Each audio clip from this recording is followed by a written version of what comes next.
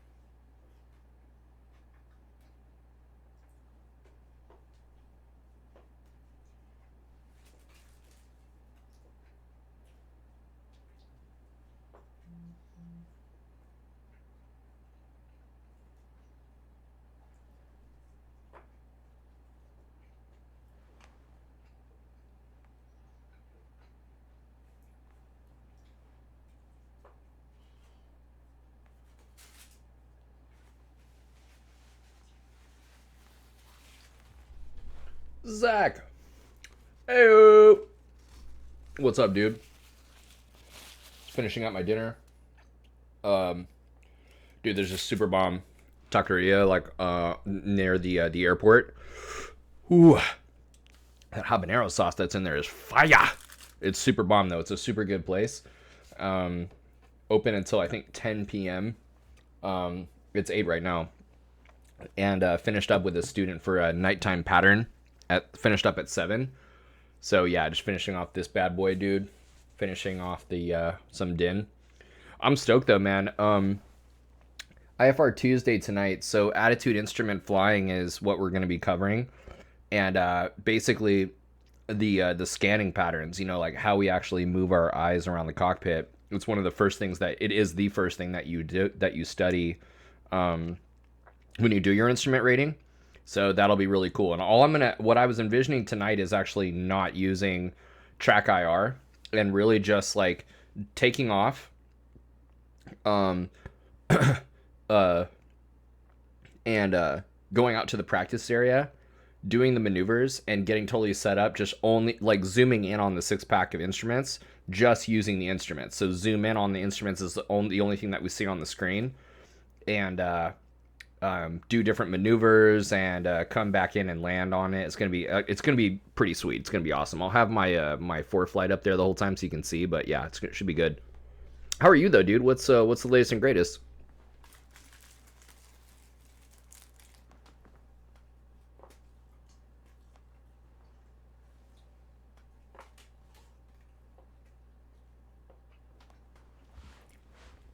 Finally started taking a look at how to fly the different approaches. Yeah, definitely use those VORs. The first thing I would recommend doing is um get better at your VOR using your VOR. You know what I mean? Like just intercepting, tracking to from the station, um, flying airways, triangulation, all different things that you can use like en route with the VORs. Get a good sense of where you are using those, and then navigating, then doing those approaches will be a lot easier.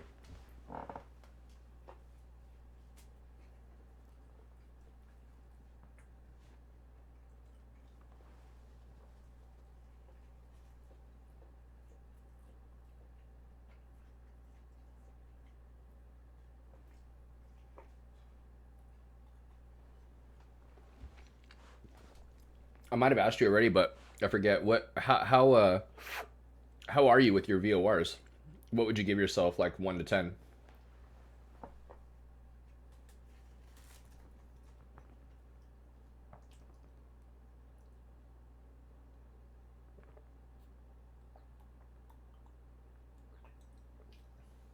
It's pretty darn good. Seven's not bad, you know. 7 is definitely not bad. You just passed your check ride not too long ago, you know. You don't have a ton of VORs out there to work with, so good for you. Yeah. What instrument approaches or have you been? Did you start looking at? ILS, I'm assuming.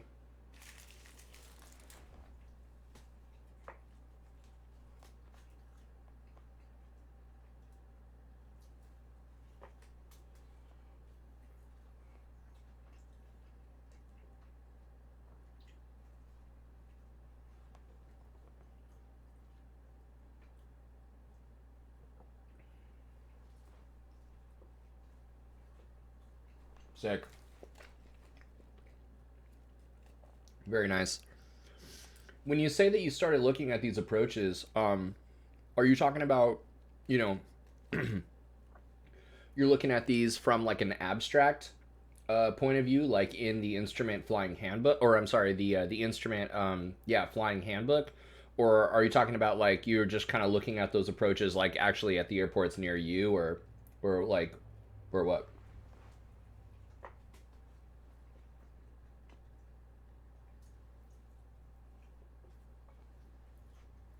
Gotcha, gotcha.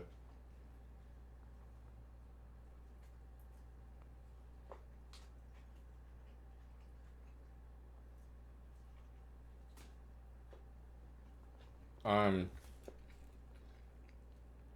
did your dad work with you on how to brief an approach?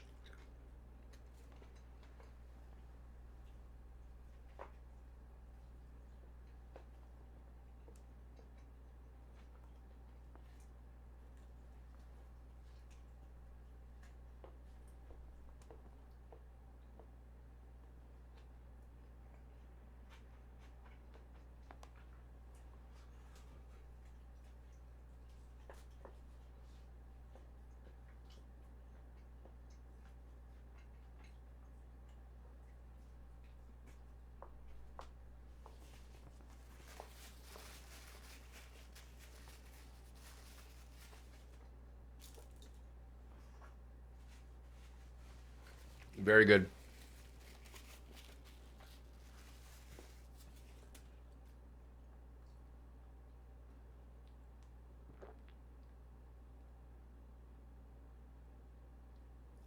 Dude, why does that glass Coke just hit differently, dude?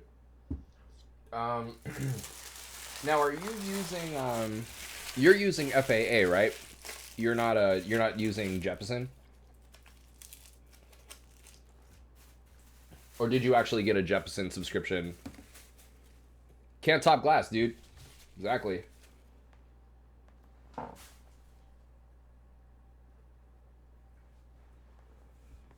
Oh, you're using Jet?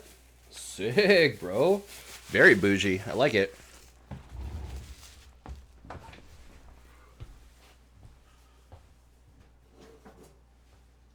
Whew.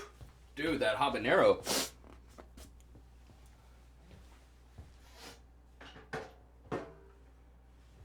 Holy maracas.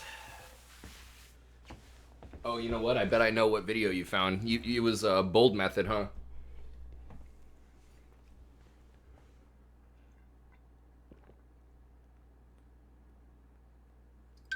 Or was it not? It wasn't bold method. He makes a really good one how to brief a Jeppesen approach.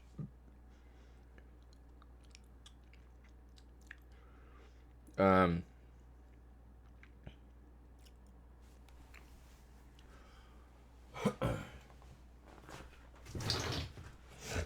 all right, guys.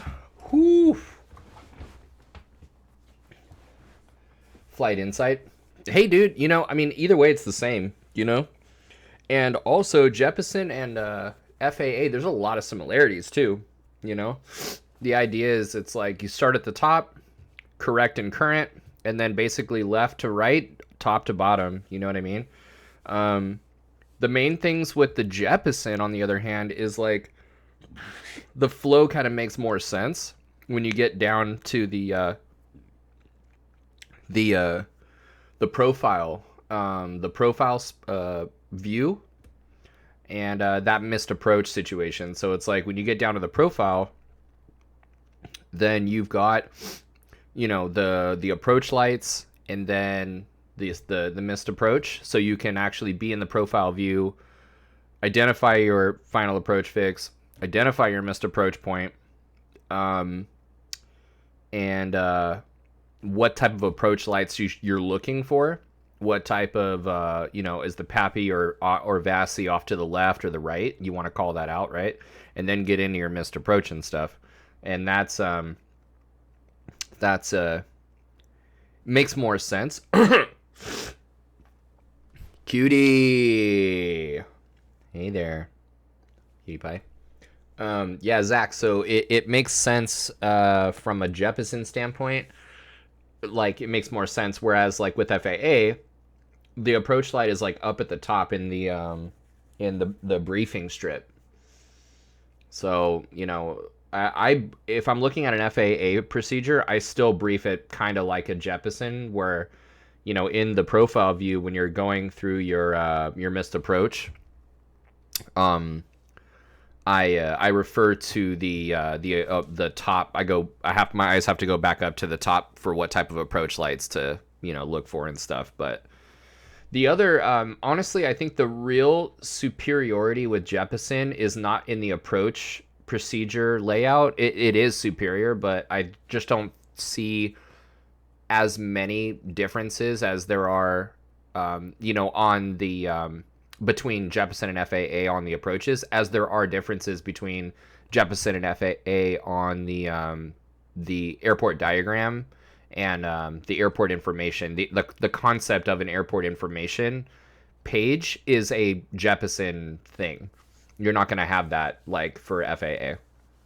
What you're going to have is everything on the Jeppesen procedures on that airport information page will be in like other locations in the FAA publications. Like, you're gonna have like alternate airport information, weather minimums. You're gonna have like airport lighting. You're gonna have airport diagram. You're gonna have obstacle departure procedure related stuff, minimums and weather. Like all that shit's gonna be in one place on a Jeppesen procedure on the airport information page.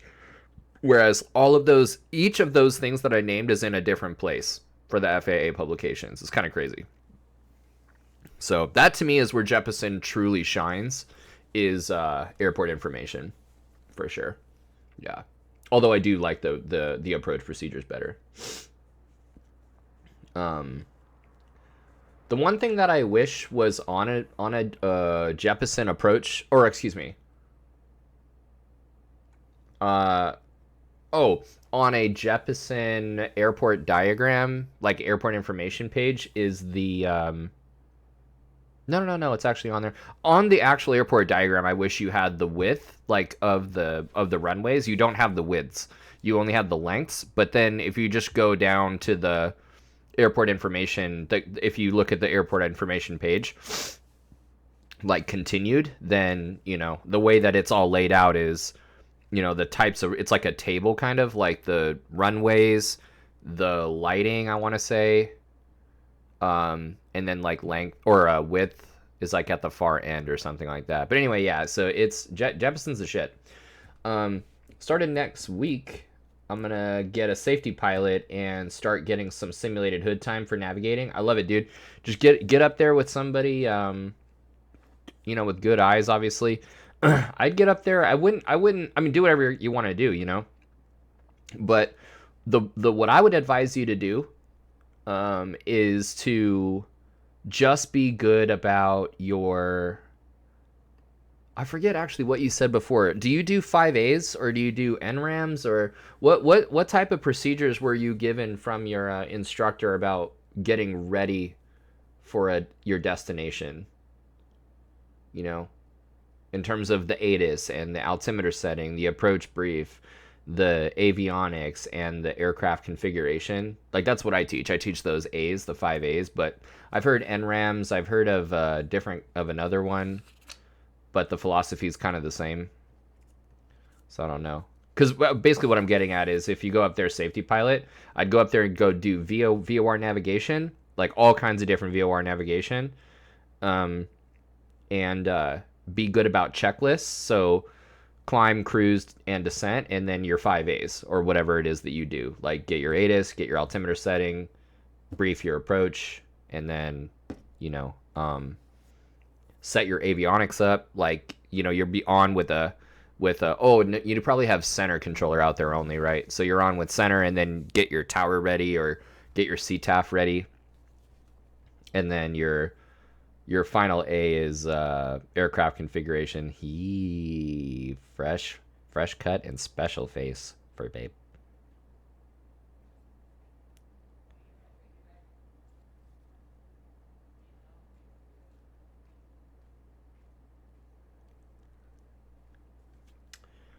I don't think I ever got an actual procedure for that. Jesus Christ. Okay. I do know the box that you're referring to, and that, right? Okay. Yeah, you're gonna have a lot of fun. I think we'll get you mega dialed for your instrument there, my man.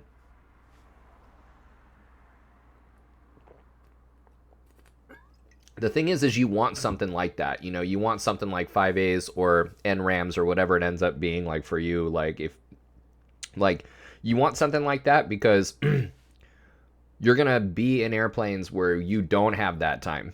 You do not have time, because you need to brief that. You probably need to be briefing your arrival, actually, right? You need to brief your minimum altitudes and airspeed restrictions coming down out of the flight levels, doing 300 knots or whatever, right? You need to slow down to 300 knots because you have like a 280 or a 250 restriction up ahead of you, and you need to plan your top of descent, right? Or at least have, VNav automated do it for you or whatever. But point is you need to be briefing this approach, make sure that everything is inputted in that FMS properly, that you or the crewmate, your crew member, have, like, not only briefed your approach together thoroughly, but made sure that the GPS has it right. You know what I mean? That the computer has it right in terms of step downs or whatever it is. And that means you had to have gotten the weather way back there. Like, dudes have crashed in, things that we talked about on the IFR accidents. IFR, the fatal accidents, were, some of them were dudes that thought they could brief the approach while they were on the damn approach. You know what I mean? It just doesn't work like that. So, 5A's is a nice way. Like, when you're going through all that, my point is this: when you're going through all of that and the workload is high, it's easy to miss a step. So what you want to do is teach a student from the very beginning, like, what some comprehensive mental checklist that you can have to keep your shit straight, like, keep your ducks in a row, so that when you are, and it's not that hard to get overwhelmed even in a slow airplane when you're first learning. So what I do is I actually teach my private students 5A's, even though the third A is approach brief, and that is when we say approach brief, we're really talking about, an instrument approach. For my private students, I'm like, listen, your A right now as a private student is just, what runway are you going to ask for? Maybe the pattern. Yeah, 5A's, dude. 5A's for sure. For sure. Okay, guys, let's get into it, dude. So tonight we're doing attitude instrument flying. And I'm really excited about this one because besides the fact that IFR stuff is my jam, I think it's the most interesting type of flying and stuff like that. Besides that being the case, attitude instrument flying is where it all starts. That is where it all begins. When you're a private pilot and you're going through your initial training, what do you first learn how to do? You learn about how to control the airplane based on sight pictures and the way that things look outside. Where do your eyes go, right? Where are your eyes? Like if you're going into a turn, boom, like you're looking out ahead of the turn, you know, or if you're trying to establish straight and level, you look outside and you look at what the horizon is doing and make sure that with respect to something on the aircraft, right? So you're very much like training your eyes to know where to look, when, and how to actually just control the airplane. You're not talking about landings. You're not talking about steep turns necessarily, like right away at least. You're not talking about, cross-country procedures. You're not talking about any of that. You're just trying to control the airplane. And then as you build your repertoire, right, like you're learning different types of landings. You're talking about like cross-country procedures and stuff like that. Instrument training is exactly the same way in its own like way, but it is its own version of that. And so when you first start your instrument rating, everything outside is taken away, but you still have a sight picture. It's just not outside. Your sight picture is what you see on the attitude indicator. And so when we talk about the scan, when we talk about where to move where and how to move your eyes and when, based on what you're trying to do, how are you trying to scan your instruments, you always start with the attitude indicator. That's our picture, that's our window to the outside, right? So tonight's attitude instrument flying is all about controlling that airplane, and knowing where your eyes are going, starting with the attitude indicator.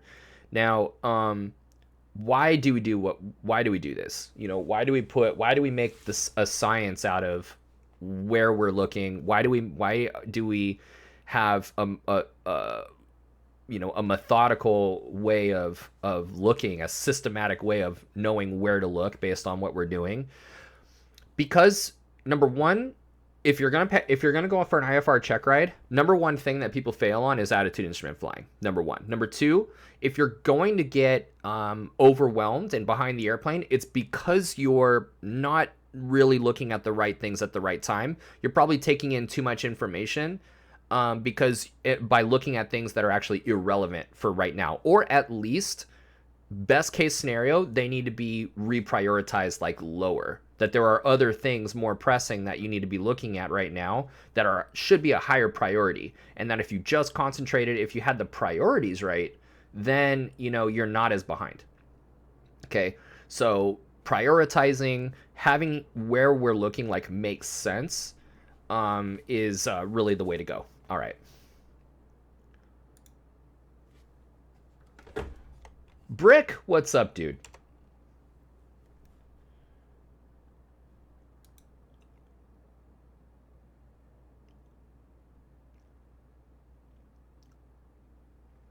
I have all the ones I have learned written down also. Are you talking about all the different little scans or something like that?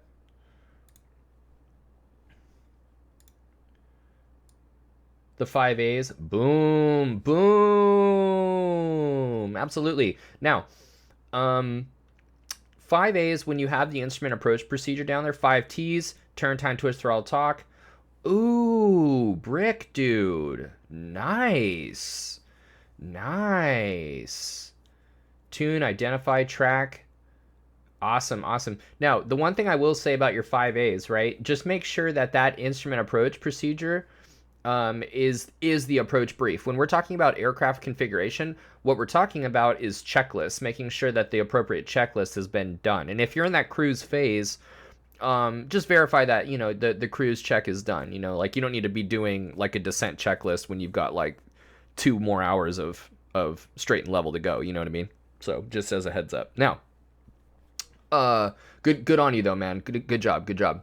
Instrument scanning, interpretation, aircraft control. That's what we're talking about tonight. Okay. We've got the Butcher. Ralph Butcher is actually really good for explaining actual techniques. So I've taken tonight's lecture from Butcher.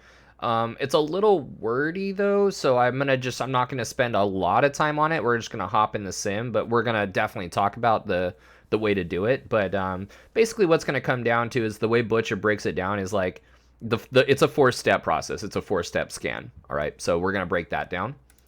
You can find other scanning methods like in the Instrument Flying Handbook, but what they teach is primary and supporting instruments, which I don't disagree with, but I just think it's kind of really easy to lose sight of the forest through the trees when you're talking about primary and secondary, like what's primary and what's secondary, and you end up just looking at everything, even though you have a primary over here. So it kind of, I think, convolutes it a little bit, primary and secondary instruments. Whereas if you just have like a regular 4-step process that you can make slight adjustments to based on what you're doing, then it's kind of like better. So but yeah, the Instrument Flying Handbook is something that I use as well. And then the FAR aim. Okay, cool. So we'll talk about scanning, how to actually scan. There's our 6-pack right there. This is kind of what I had an idea tonight of flying around like this only, and we'll actually fly some basic attitude maneuvers, maybe some advanced ones too. I can show you guys. We're definitely going to be in X-plane for this because the dynamics, they are what we all know that they are in X-plane. So instrument interpretation, and we're not going to talk about instruments tonight and like really how the instruments work, but that'll be a factor. How do you trim? Okay, so let's talk about that. Let's talk about the scan. Okay, so this is kind of what I was talking about earlier. By the way, we have all these plates spinning, when we're out there doing IFR flying. Really, when we're flying in general, we're keeping all these plates spinning.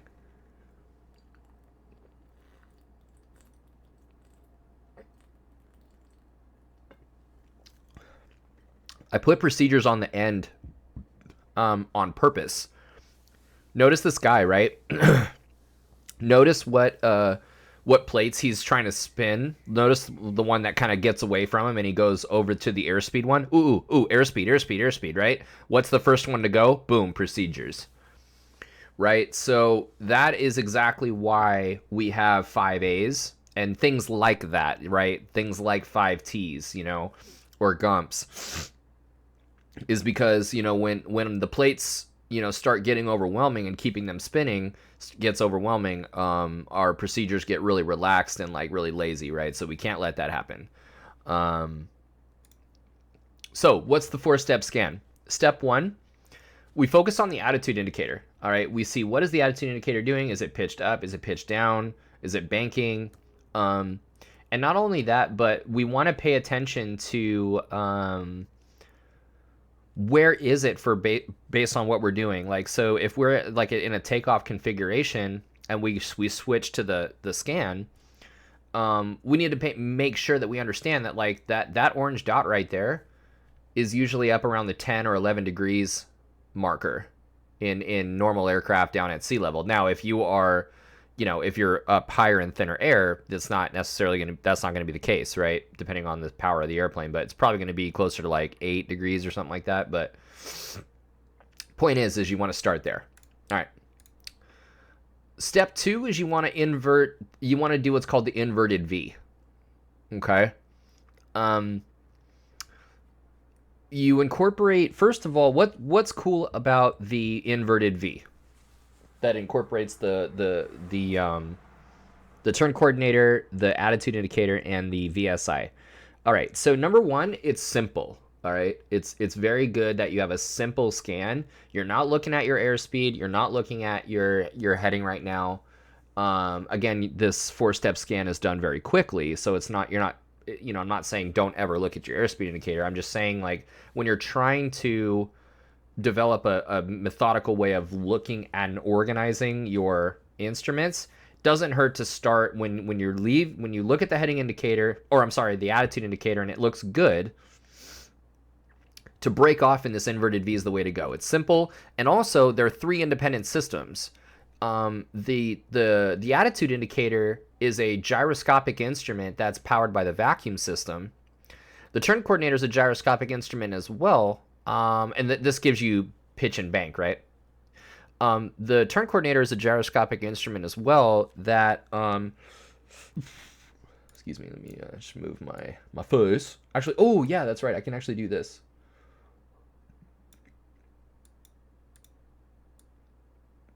Perfect.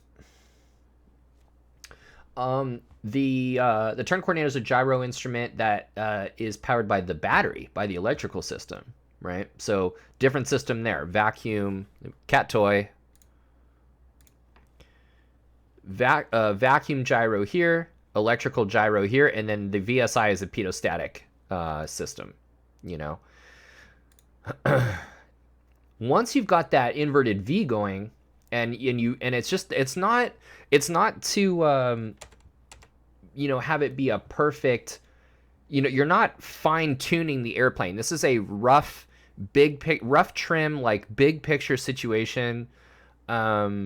You know, is the trend correct, right? We know that the VSI has a substantial lag when it comes to outputting the rate information, but the trend information is immediate. And so we're just looking for trend information at this point. And does it agree? Do they agree with each other? You know, if this is showing us a bank, like a 15-degree bank, and this is showing a standard rate turn, yeah, it makes a lot of sense, right? We're happy with that. If this is, you know, if you're full power and you're out here, you know, at 6 degrees or whatever, yeah, it makes sense that this is, you know, 500 feet a minute. That seems right, right? Now, 500 feet a minute, right, that's a rate. We're not concentrating on rate, but what I'm saying is that the needle is positive, right? It's positive. The trend is correct. I didn't want to misspeak there. Zach, I found it interesting. The VSI is the only non-required instrument for VFR and IFR. That's true. Even in IFR flying, the vertical speed indicator is not legally required, at least in terms of the regulation.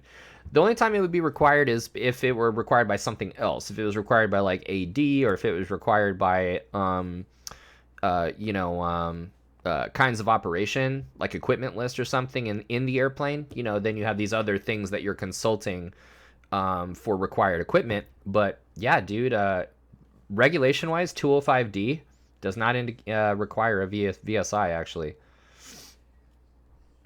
Okay.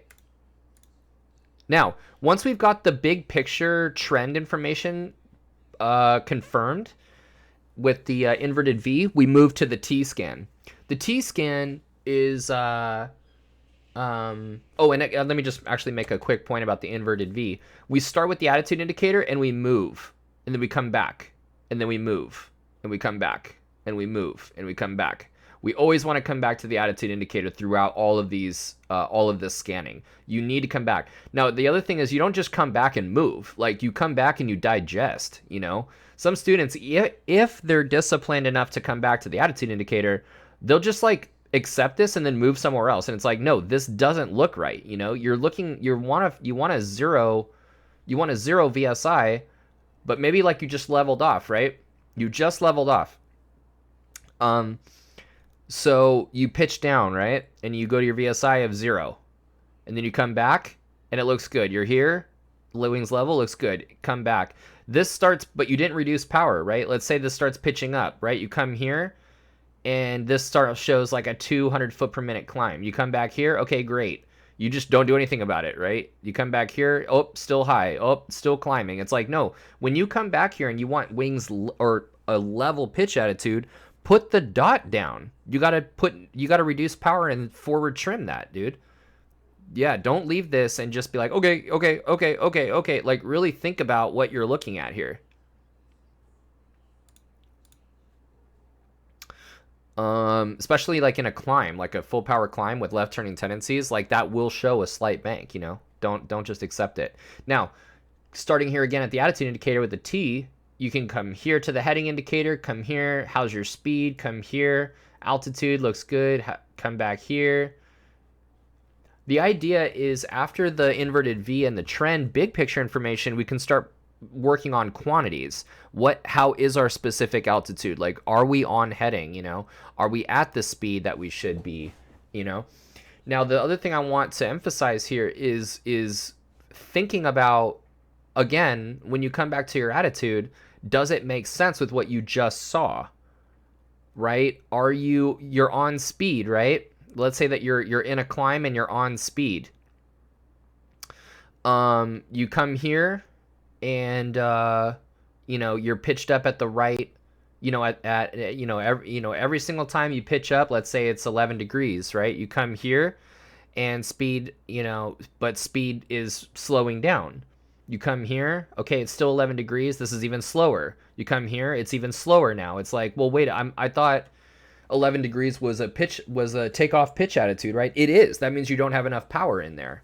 So if you don't just, you put the pieces together. If the pitch attitude's right, but the speed's going down, you need power. You go to your, you immediately go to your tack and you're like, oh my God, I had cruise power in there, or I had, like a low power setting, right? So put it together. And then, so then what you want to do is lower this pitch attitude instead of 11, like bring that down to like 7. So that way that stabilizes, increase the power, bring that needle up, keep that pitch attitude there, and then at your speed, then increase this pitch attitude. You see that? So have it make sense when you're communicating there, like airspeed and pitch. Same thing with like altitude and pitch, right? With this, have it make sense. If you want to be on heading, but you notice here, or let's say you start here, right? And you're like, okay, cool. Let's say that's good enough. It's a little bit of a bank there, right? And you come down here, you're like, oh, I'm like 5 degrees off. Well, really, when you come back to that attitude indicator, do something about it. You're going to notice that this is in a slight bank. And you're like, wait, am I in a slight bank? Boom. Oh, yes, I am. Bam. Here, get back on heading, bam, bam, bam. So anyway, yeah, you're trying to look for quantities and actually, doing something about it here. And then finally, in step 4, pretty much what happens is this is more fine tuning, and you can come back to the V scan, the inverted V, and dial in a fine trim VSI. You can, if you need to make a correction, like let's say there's an altitude deviation, right? You can group them. This is a very, like I kind of alluded to it just now in that last step, but you can group things. I like to kind of come back to an inverted V, like a modified inverted V. That's what I like to do. So like, let's say that I'm off my altitude, right? I'm level pitch attitude here, wings level here, those agree. Wing level pitch attitude here, VSI of 0. Okay, I'm on heading, speed looks good. But then I'm here and I'm at my altitude and I'm like 100 feet off my altitude, right? But it's staying there, right? I'm in a level pitch attitude. I want to descend that 100 feet. They said 3,000. I'm over here at 3,100 feet. 3,000 means 3,000. So what I'm going to do, remember, power and attitude for performance always. You're not just going to pitch down, because if you just pitch down and you go for your altitude, now this is going to be higher, right? And then what's going to happen? You're going to level off here at 3,000, but you're fast speed. So what are you going to do? You're going to reduce power, right? But then now your speed's going to stay the same, and this is going to pitch down, and then you're going to lose altitude. And then what's going to happen? You're going to realize that you're going down. You're going to pitch up, right, to stop your altitude, and now your speed's slow again. See? So it was fucked up, like how you did that, right? So power and attitude together, on the other hand, will like balance things out. So again, we were like on speed, but 100 feet high, right? So let's reduce power. And we don't need to check in with our altitude right now. We know that we're high, right? So that's a low on the priority for right now. What we want to do is go through the 4-step process, right? We want to start with this inverted V. Yep. Okay, good. And then now step 4, we can fine tune it. Very slight power reduction is what we did, right? Very slight power reduction. We know what happens if we don't, in absent any back pressure. Bloodthirsty Assassin, what is going on? Thank you so much for the follow. Badass name. We reduce power, right? Let's bring that miniature airplane a degree or 2 below the horizon. Iowa Scotsman, and we can group things. We can do this. Bop, bop, bop, bop, bop, bop, bop, bop, bop, bop. In that step 4. Step 4 is all fine tuning. We don't need to worry about our airspeed indicator because we know that's going to stay constant. As long as we don't dive, by reducing power and putting the nose down a little bit, the airspeed doesn't go anywhere. So we don't need to do that either. Guess what? We reduce power and put the nose down, right? Guess what this is doing? We already know what that's doing, okay? Now, if we come back to this and wings are level, we don't need to come here either. What we need to do is correct that 100 feet and prioritize, just like I was saying, we need to prioritize. We need to go here, dial in. We don't do 1,000 feet per minute dive either, right? The way that we do slight altitude corrections is a couple 100 feet per minute, and we use trim, okay? So slight power reduction, nose a degree or two below the horizon, nice 200 or 300 feet per minute descent here with trim. Watch that altitude. Verify that it's stabilized there at 200, 300 feet per minute. Come back here, altitude here, bam, bam, bam, bam. And we're putting weight on the altitude correction. Now, let's say that it's like 200 feet, right? And there is actually some time. If it's a 200 foot per minute descent that we've just trimmed and we need to do 200 feet, dude, that's a minute to go. That's a minute before you get down there, right? What can you do in a minute? You can look at other stuff. Like you can set that 200 feet per minute, right? Check in on the trend. Boom, make sure. Check in. Okay, great. Am I on heading now? Sure am. Let's check in. Bam, bam. Okay, great. Am I picking up speed? Maybe I'm descending. Maybe I didn't put enough power or reduce power enough. Check in with your speed. Nope, speed looks good. Wait, I was on heading, right? Bam, right there. Boom, do it again. Bam, bam, bam, bam, bam. Right? Am I on heading? Yup. Notice, like, dude, this is enough bank information. That's enough bank information. You don't need to worry about this right now. You don't need to worry about that at all right now. Don't be concerned yourself, like, with that or the ball, you know, like, obviously keep the ball in the center, but whatever, you know. Just take care of that right there. I would do, like, a 2 or 3 to 1 ratio, right? 1, 2, 3, check in. 1, 2, 3, check in. Right? 1, 2, check in. 1, 2, check in again. Right? 1, 2. You're like, oh shit, I'm off by 10 degrees. You know what? I don't care right now. That's fine. I'm gonna make sure this is level. I'll deal with that in a second. Boom. Here I'm at altitude. Okay. Okay. I'm gonna take care of that heading right there. I'm on altitude. Right? And that's 0. That's good. Oops, I need to trim that. Okay, good. I'm on altitude. Okay, let's take care of that heading, okay? 4-step process. Start here. Little bit of a bank. Put the bank in there. Actually, you know, I would just stay wings level for now. Verify wings level. Verify, yeah, we need to change that, right? And then go boom, right here. Step 2 is, step 1's here. Step 2, okay? Put that in a standard rate turn. Make sure that's 0. T-scan. That's off in the right direction. Looks good, looks good.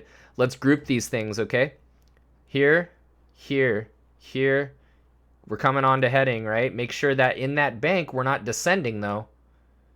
Right? Anytime we put bank in there, if we're not careful, we're going to nose down. So just verify we're at altitude. Looks good. Here comes our altitude. Okay, good. Boom, boom. All right. This, guess what you don't need to look at? You're in a level turn. Like, why? You know, you don't need to be like all over the place. So just what you need to do, like make sure that this is a standard rate turn. You're in a turn, and that's where primary and secondary actually like do come in, because if you're in a turn, your primary is the turn coordinator. Like you're turning, it's not the heading indicator, right? You're turning, you're making a standard rate turn. In order for you to make that turn in the way that you need to make that, the quality and the rate need to be good. So the rate of turn is where that little notch is right there. That'll be a standard rate turn at 3 degrees per second, you know, or like 1 minute for 180, right? 2 minutes for 360, 30 seconds for 90, that kind of thing. 3 degrees per second, right? If you're 10 degrees off, that's 3 seconds, essentially, right? That's 9, but you know, who's measuring in 1 degrees? So you can kind of, this is very important, especially when you have a thing like a vacuum fail and you don't have an attitude indicator and you don't have a heading indicator. And now your shit is all spread out because now you're in the compass and your turn coordinator is like really all you got, you know? So anyway, point is prioritization will save your life, actually. So yeah, so now that we're coming around to heading, make sure we're standard rate turn or half standard, right? You could actually put the wing in the middle and have it be a degree and a half per second. And then boom, you made that correction. Point is this: 4 steps, okay? Always, and then number one, 4-step process. Number two, always come back to your heading indicator. All right, or item number 3, not step 3, but item 3 that I want you to take away number 3 is be gradual. Like, have patience. Like, go slowly. You know, if you want to do a half standard, like, do a half standard. You know, if we're correcting altitude, I'm talking about 200 or 300 feet per minute, right? And I would say 4th takeaway is trim like a son of a bitch. Like, trim like crazy, okay? Don't over trim, but dude, like, use trim. All right, cool. So like I said, attitude and power for attitude plus power equals performance.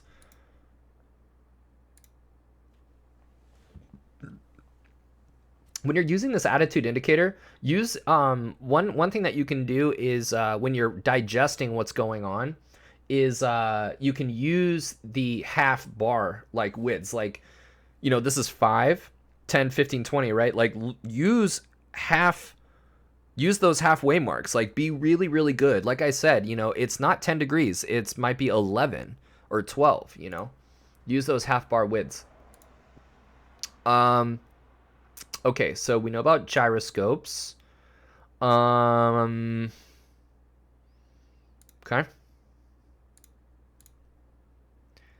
Okay, so use the attitude indicator. Yeah, so when you've got a bad situation or something, not even necessarily bad, if you just have like a, you know, something, a distraction comes up, for example, you know, when you're up there IFR and ATC gives you a frequency change, right? There's all these frequency changes that you're going to be faced with in flight. You're going to need to change the frequency on the radio. Don't be trying to do your 4-step scan and, you know, change the radio or whatever, and then look at your systems and it's all over the place. Go from your attitude indicator, change the radio, go to the attitude indicator, whatever, like, do that. Once you've taken care of the issue, then you can go back to your scan. But various types of distractions can be there, right? Like, they might give you a frequency change. You might need to make a correction to navigation instrumentation right there. You know, you might need to, you know, like, let's say that you are leveling off from an initial level off, and you forgot to actually reduce takeoff power, the power setting, right? Up at the level off, what you want to do is reduce power and lower the nose simultaneously, so that everything is all chill, you know, it's relaxed, right? Sometimes, like, if you're overwhelmed by stuff, you can actually forget the obvious thing, which is like to reduce power. So if you're out there with a level pitch attitude and that RPM starts going higher and higher and higher as you speed up, like, that could be a distraction. You know, distraction like reading your approach procedure and briefing your approach. We talked about 5 A's. So just stick to your attitude indicator. This idea of attitude indicator somewhere else, back to the heading indicator, something else, you know, that's very, very invaluable, even outside of the your scan, your immediate 6-pack instrument scan.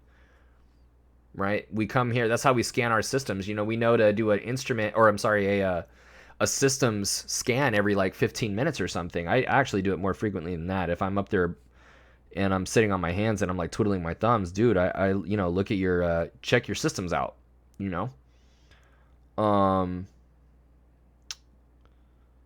Let's see here.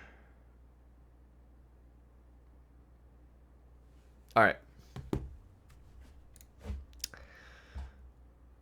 Yeah, only the attitude indicator. And if you're getting overwhelmed, just block everything else out and fly the attitude indicator. Yeah, same thing with spatial disorientation, you know. Spatial disorientation, like, you could eliminate fixation too, like fixating on your airspeed indicator or fixating on like a heading that they give you, and before you know it, like, your speed is through the roof and you're like been descending this whole time, but you're on heading, you know. Don't, because they gave you a heading, you're like, I'm not gonna mess this up. They you're all disoriented. And then what are you going to do? You're going to pull up, right? You're like, oh no, and now it's like you're in a high pitch attitude and now you're rolling and it's just all bad, So just start with the attitude indicator. All right, so your inverted V is really great. Now we are starting to validate instruments, right? It's one thing to say, yeah, like your attitude indicator is a great place to start, focus on that, right? But we need to start validating things now and introducing the logic of what's going on. Yep, the inverted V gives you 9 pieces of information. We've got trend and rate of turns, so it's kind of like, what trend are you trending toward the right or trending toward the left? Rate of turn, of course, is the standard rate turn, like we said. Rate of roll is another piece of information that the wings give you if the miniature airplane is deflecting like quickly or more slowly. And then, of course, coordination with the ball. The VSI and the 3 pieces of information from the attitude indicator and 2 from the VSI. So 4 from the turn coordinator, pitch and bank from the attitude indicator, as well as rate and trend from the VSI, like we were saying. 3 independent systems. Yeah, so the way that we do this, and the cadence and the timing and the rate that we scan is also really, really important. And we call this the music scan. The music scan is something that I think Rod Machado came up with or whatever, but I know that Butcher and Machado worked closely with each other through like their initial stuff. But what you're really trying to do is keep your eyes moving, but not randomly, especially like when you're really up there and things are kind of like you're forgetting things and you're all alone and it's like actual IMC, the airplane, you're starting to get behind it. It's really easy to just have your eyes like, and then this, wait, my compass, wait, my heading, my compass, wait, power, it's like all over the place, right? So just 1 and 2 and 1 and 2 and 1. We call that the music scan. And 1 and 2 and 1 and 2, right? Just keep your eyes moving, know where they're going, and keep it methodical and timely, okay? Yeah, both of these give trend and rate information, qualitative versus quantitative. We know about the delay in the VSI. Standard rate turn, there's your 3 degrees per second right there. Rate of roll, rudder coordination. Remember, the turn coordinator does not tell you bank angle. It does not tell you bank angle. Somebody always says, like, at least one person in class like always says like, well, yeah, it does.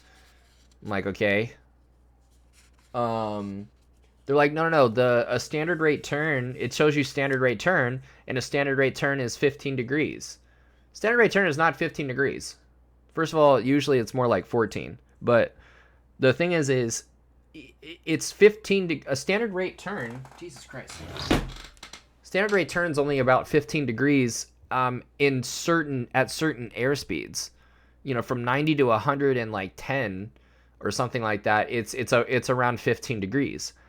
But as you slow down, the bank angle required for 3 degrees per second decreases as you slow down, and the radius of turn tends to increase. You don't need as much bank to get 3 degrees per second, right? That is to say, as you speed up, the bank angle must increase in order to achieve 3 degrees per second. So, it does not tell you bank angle. You could infer that. You could infer approximately what bank angle you're at, knowing that between, around 100 knots is about 15 degrees. But the fact is like the attitude indicator is the only one that tells you bank angle. Yeah, rate of turn is different from bank angle. All right. Yeah, triangle of knowledge. This kind of goes into what I was talking about in terms of grouping instruments. We've got these instruments here to validate. We're grouping them to validate stuff, right? So we can't. So first of all, what do we have here in the triangle, the banking triangle? We've got the attitude indicator, the compass, and the turn coordinator, right? Why not the heading indicator? Why not that? Because they're on the same system. You can't use an instrument on the same system as the attitude indicator to validate the attitude indicator.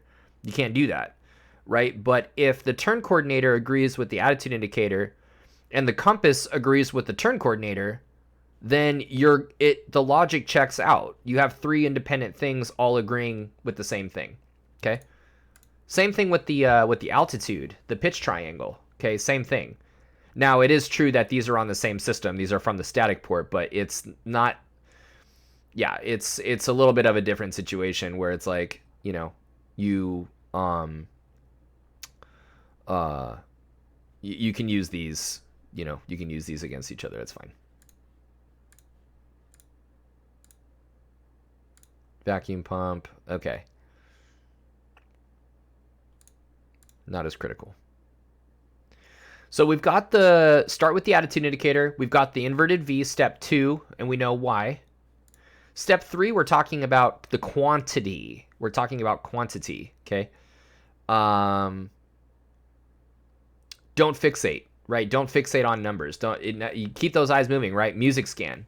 1 and 2 and 1 and 2 and 1 and 2 and, right? Each maneuver's got 3 primary instruments, pitch, bank, and power. Right? We just know what you're looking at with each instrument and what it's there for. Pitch and bank here, bank, couple of bank instruments, couple of pitch instruments. This is a pitch instrument for sure, and power. This is representative of power. Right? If we're constant altitude, VSI of 0, all things held constant, as we increase power, we increase speed. We know that, So straight and level flight, what are we looking at? Primary instruments, what are we looking at? Pitch and bank. We want to make sure that we're at the altitude we want to be at, right? We're not going to, the fact is like when you look at trend, it's not bad to look at your VSI and make sure that it's 0. But at the end of the day, like even right here, this is like 10 feet per minute, 10 or 20 feet per minute. If you leave that there and not pay attention, like this is starting to climb, So really, I wouldn't overthink it. Like there's nothing wrong with backing it up, but this is what you want to be looking at for pitch, and you want to make sure you're on heading. Right? 1 and 1 and 2 and 1 and 2. And have it make sense. You know what I mean? Like if you go and 1 and 2, if you go and 1 and this is you notice this is a little bit up, right? But you're not banking, so that agrees. But this is a little bit up now, and you go and 1 and, okay, it's a little bit up high. 2, reduce power, and trend, and 2, and 1, and 2, right? You just want to keep moving like that. Turning and straight and level flight, turning and, right, that was for straight and level. We're talking about just flying the airplane straight. Make sure you're on heading, that the power is good, and you're at a altitude. For turning, like I said, your bank is your primary. You want to make sure that it's a standard rate turn, that the power is good, and pitch. Right? Boom, boom, boom. 1, 1, and 2, and 1, and 2, and 1. Straight. We're going to be doing all these basic maneuvers and stuff. Straight and constant airspeed climb. So for a constant airspeed climb, right? And 1 and 2 and 1 and 2. You could even do this. You could even and 1 and 2 and 1 and 2 and 1 and 2. Right? You can group them. You can like put if you know that you're being good about your right rudder in this climb, right? Because we know as we increase power, it's going to want to roll, right? So if we're good about that right rudder, making sure that its wings level, you can do 1 and 2 and 1 and 2 and 1 and 2 and 1 and 2 and 1 and 2 and 1 and 2 and 1. Right? You can like do that. That's like that would be a 2-to-1 ratio of power and bank, right? Of power and pitch to bank. 2 or 3-to-1. Nothing wrong with that. But again, in that climb, what you want to do is if you're going to increase power, know that in a cruise climb, right, that's like 5 degrees or whatever, 4, 5, 6 degrees. Then, yeah, put that up there on step 1 is to put that miniature airplane up on that bar and then move 2 and 1 and 2. Same thing with a turning descent is be a combination actually where you're and 1 and 2. So you're gonna start here with the attitude. Put that turn in there, and make sure that or either way you can if you want to start with a turning descent, you're not just gonna put the nose down. You need to reduce power as well. Make sure that you're not picking up speed. Yep, we're in the turn. How's the power doing? I don't know. Let's look. Looks great. You're in a turn. Actually, boom. I think that speed's increasing. Okay, turn's good. It's definitely increasing. Let's reduce power. Yep, okay, that stopped it. Boom. And make sure that we're good. Wait, we're increasing speed? Shit, I'm diving too much, right? When you reduce power, oops, right? The nose comes down more. Oh, I should have reduced power and raised the nose a degree. Oopsie daisies, right?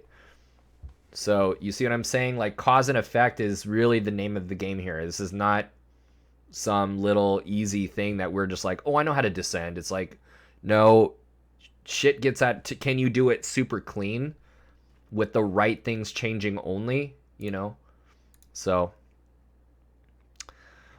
simultaneously maintaining 2 pitch requirements utilizing by air traffic controllers. So yeah, what we're really trying to do is a lot of the time we're trying to keep airspeed constant.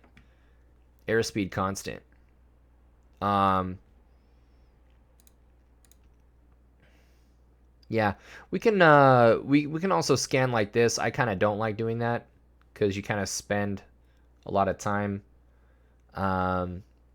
away from the attitude indicator kind of for some time. It's it's whatever. No hoods allowed here.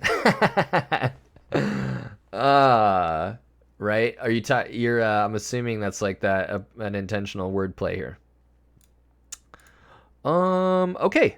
So, overview of the 4-step scan. Step 1, attitude and power for performance. Remember, do manipulate that attitude indicator. Start with the attitude indicator and utilize power for what you're doing, right?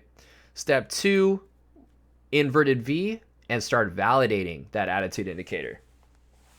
Step 3, scan the primary instruments and start incorporating the quantity, the nature of the quantitative nature of the instruments in the T. It's also really strong argument for the power of a G1000 or these digital cockpits where all the instruments are actually organized in a T shape or like orientation, or the organization of them is in a T shape already.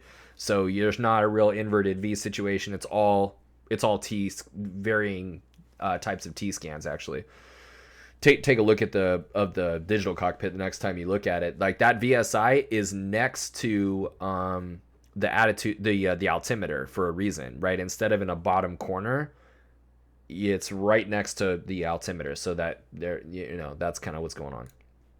And then circular scan, or basically step 4, what I would have you do is actually return to a quantitative V, inverted V with grouping, and group these instruments, right? And that's where we start talking about the weight of something. Like if you're adding a little more weight to the pitch triangle that we talked about with the altimeter and the VSI, like add a 2 or 3 to 1 ratio, where it's like attitude, the attitude, VSI, attitude, altimeter, attitude, VSI, attitude, altimeter, and then like make sure you're on heading.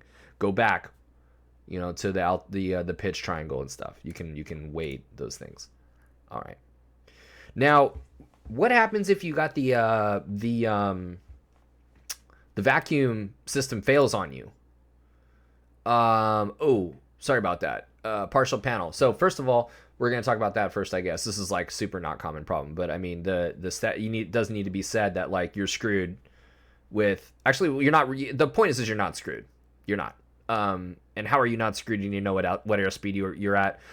Not really. I mean, yeah, like ideally you know what airspeed you know your airspeed, right? But the thing is if you've got your TAC, you've got your RPM, and you have your pitch attitude right here. So you know that if you have a high RPM and a low pitch attitude, guess what? Your airspeed's high, If you're low power setting, if you've got like, what is this, 2200 RPM, right?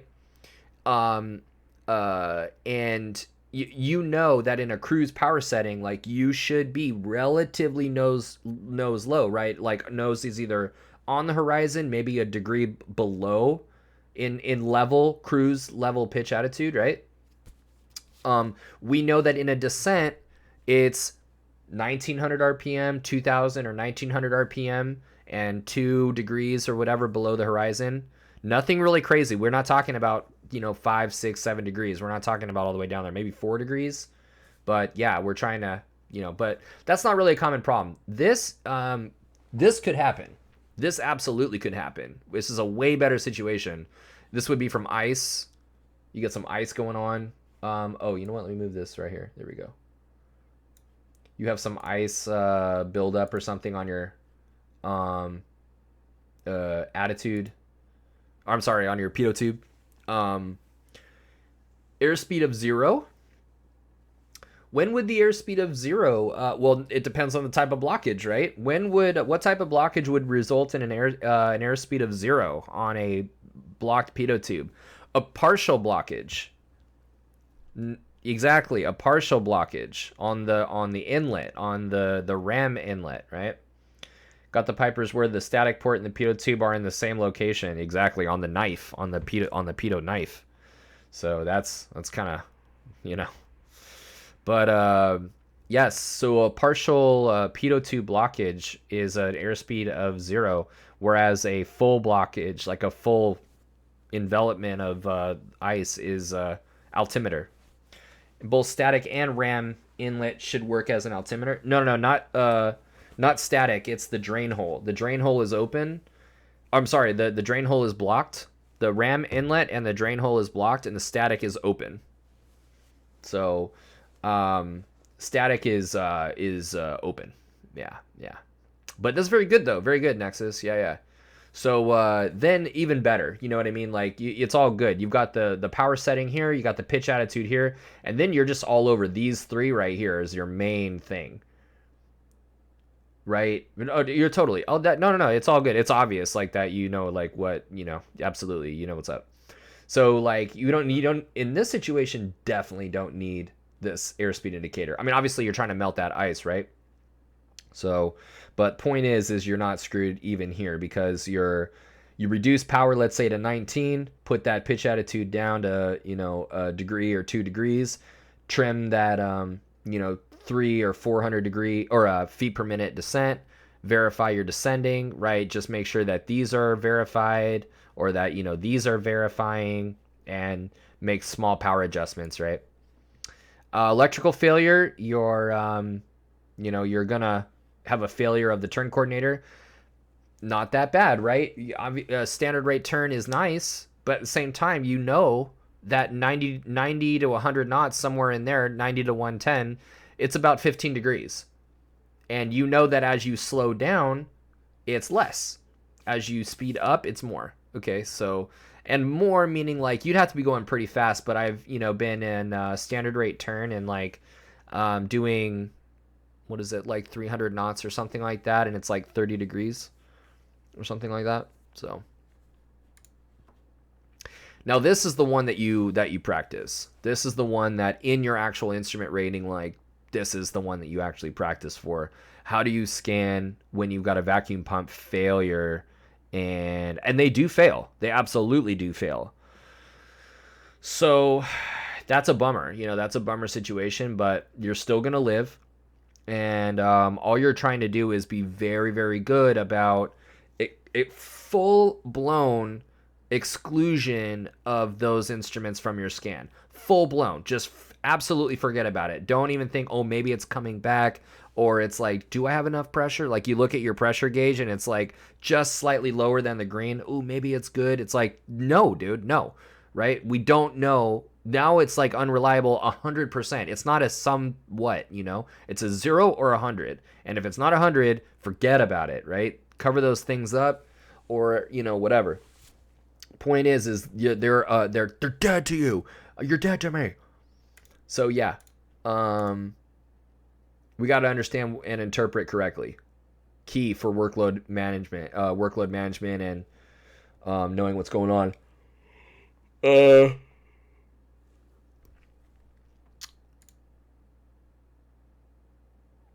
Okay.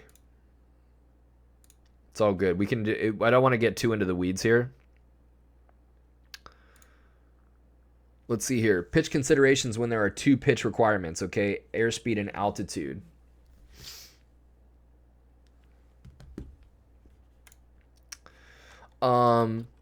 Pitch considerations where there are 2 pitch requirements. So if there are 2 pitch requirements, like I'm thinking that is a reduce. That would be like, descend and maintain 2,000. Slow down to 90 knots.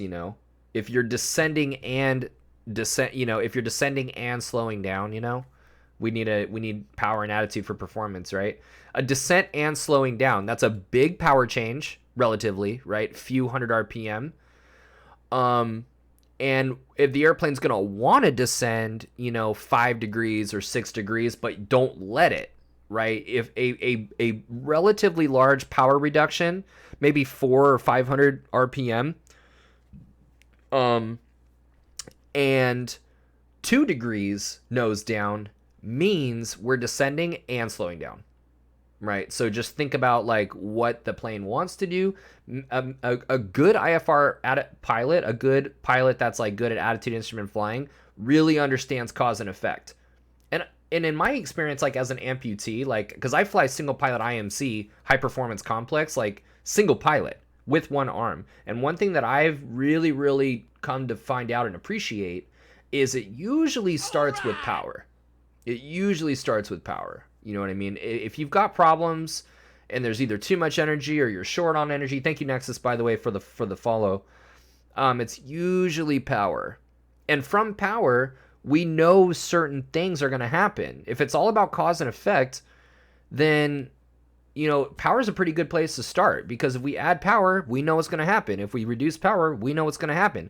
And if we reduce power by a lot, we know what's going to happen. If we're going to reduce power by a little bit, we know what's going to happen, right? And we can work with that. We can trim for that or whatever. Okay. You're also going to be retrimming, by the way, in that descending speed reduction, because we trim for an airspeed.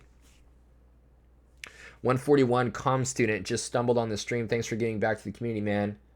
Defsa, bro. 141 comm student, what's up? Hey, dude, you missed it. I should do it again though. But like a couple weeks ago, I did lazy 8s and 8s on pylons in Microsoft Flight Sim 2020 with like the bomb scenery and stuff, and I used my IR tracker. Like we totally like did it out here by where I'm at. I don't know where are you from actually. I'm in Los Angeles, so it was cool. We went down like by the water and stuff, and we did it around like a lighthouse and everything. It was cool. Got to do some common carriage now. Dang, some common carriage. Oh, Rich, are you talking about doing like ground on the AC on the advisory circular, like what defines whatever? Oh nice, I'm out of Montgomery, dude. Yeah, dude, Rich of Peak, I absolutely should. That'd be actually really cool, because there's some stuff in that advisory circular that when I learned it, I was like, what? Shocked at I was like, what counts as flight for hire, like, or, you know, what counts as, you know, somebody paying, you know. And the scenario, like you're saying, is like, oh, no, like, if you're like, oh, I can't accept that, like, I can't, you know, you can't pay for it even though I'm commercial. And they go, oh, no, don't worry about it, I won't pay you, I'll just pay for your flight, right? It's like, that counts still, you know, that, which is kind of crazy. Like, I didn't know that until I studied the AC, right? You're like, oh shit, like, it's not that you can't, there's no, giving you money, that still counts as free flight time, still counts.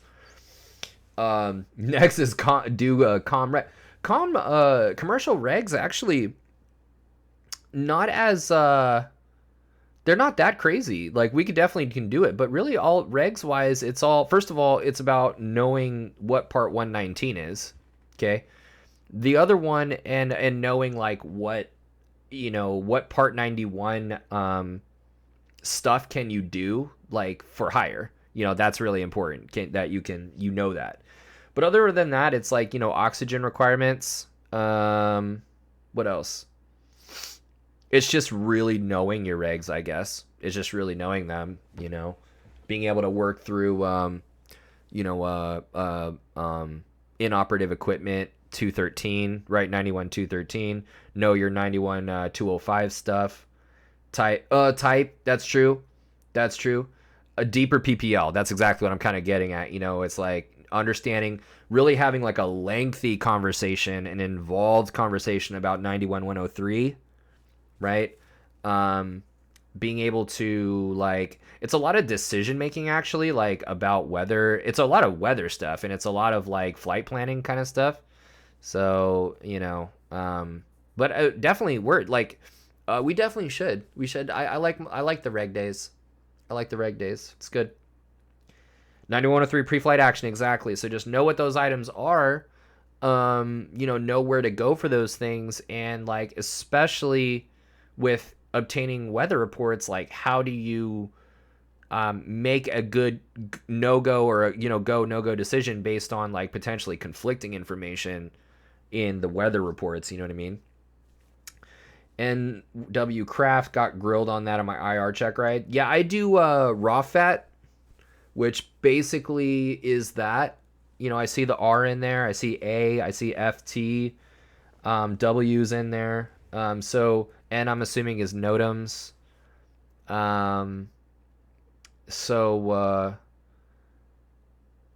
WX Crafton. Yeah, there's always something new, you know, or something different, but raw fat is what I got, you know, is what I teach.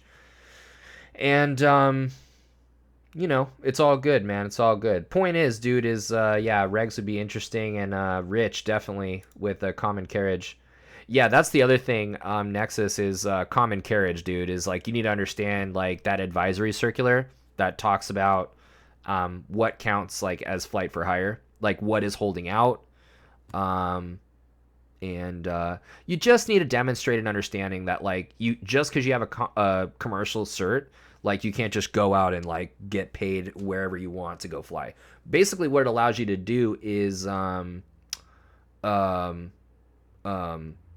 be hired, like, to do that by an air carrier. You know, when it's talking about the certificate holder, it's not you, it's talking about the air carrier certificate. So anyway, dude, it's all good, man. Like, I'm here to, like, you know, like, help out and stuff, and it's okay to get sidetracked a little bit. We'll come back to it. We'll come back to the IFR stuff, but it's all good. That's what I'm here for, man. And it like helps everybody, you know. It's all good.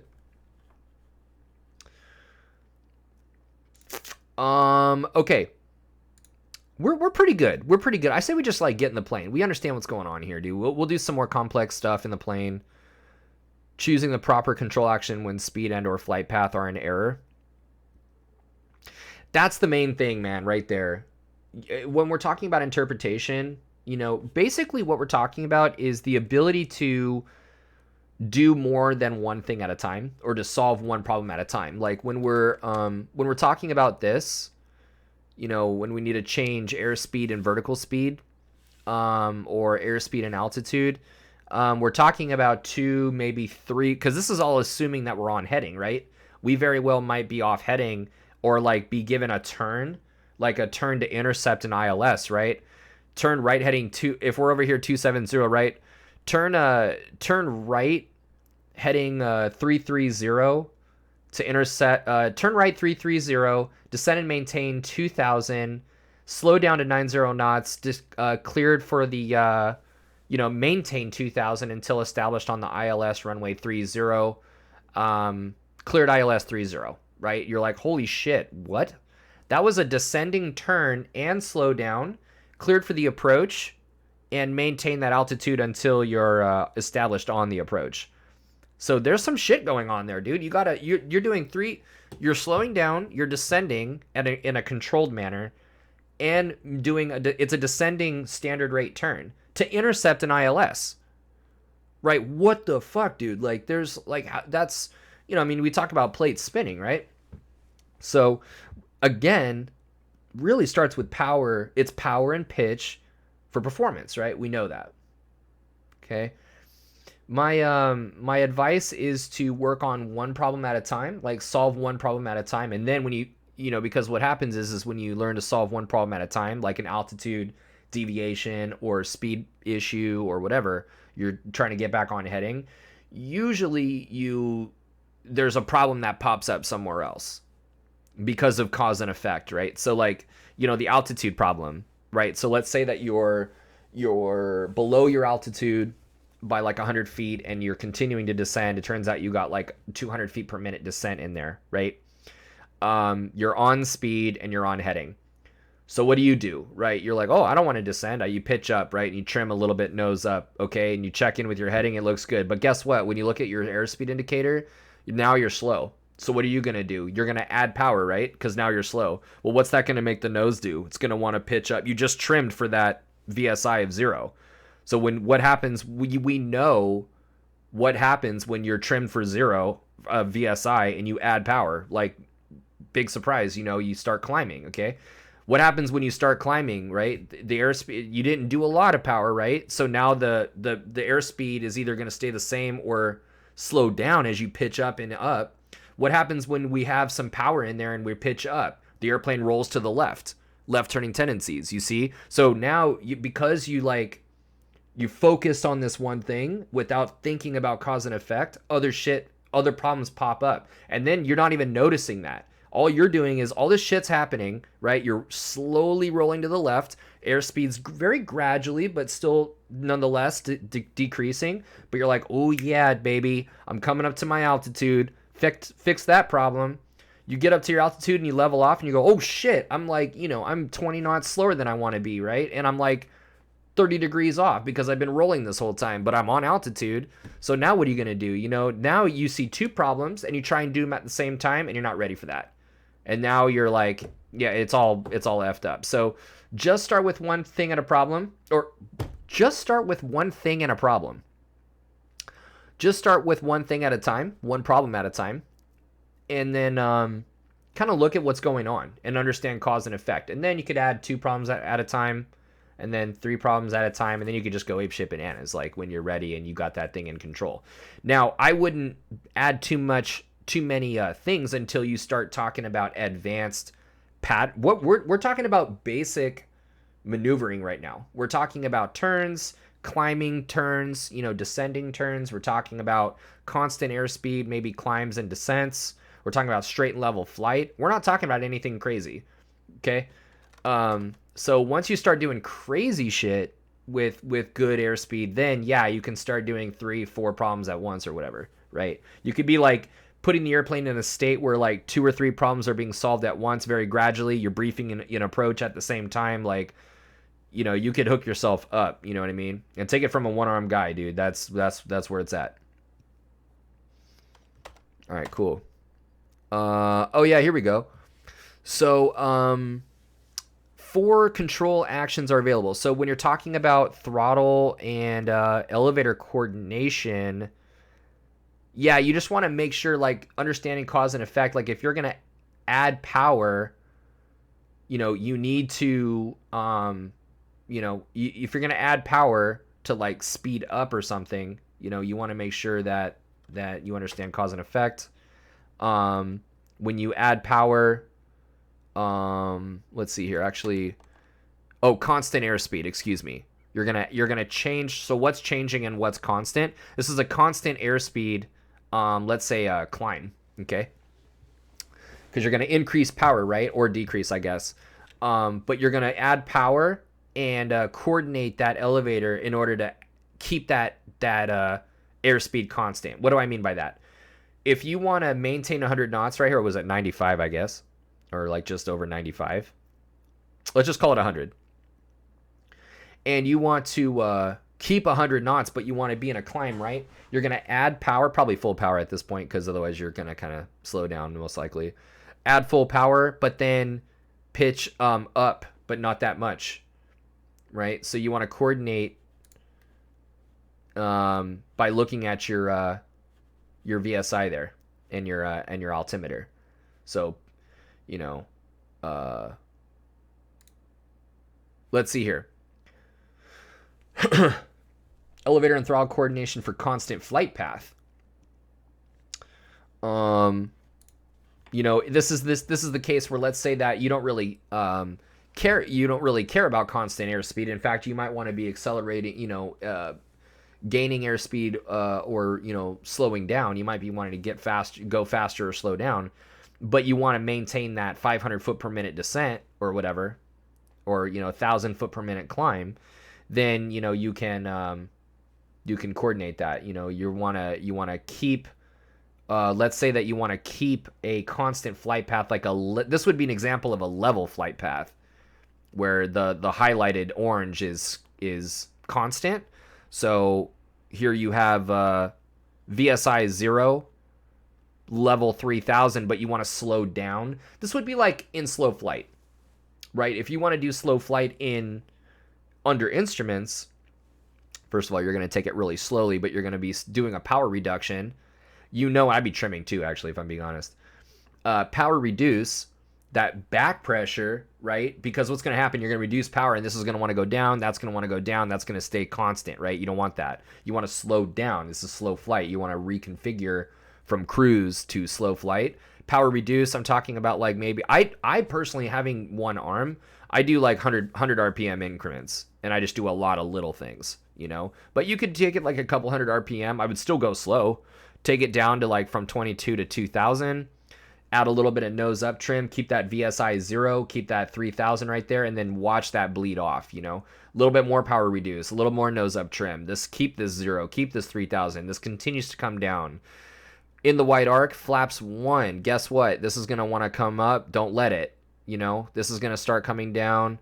Keep that 0. Keep that 0. More drag. Airspeed's gonna continue to slow down. Now, you're coming down to your speed, right? In slow flight. We should totally do some slow flight in instruments today. You coming up to what? 50, I guess. 55. You don't, if your power setting is low and you kept this 0 and this is 3000 and you're at your speed, not going to work. You need to increase power to keep that still. Now everything is solid, still. Okay?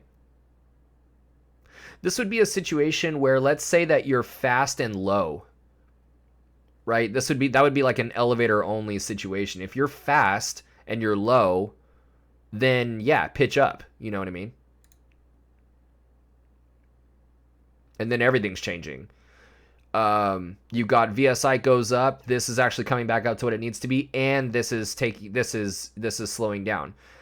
I mean, talk about killing 3 birds with 1 stone, right? We're not talking about we're talking about doing things that make sense.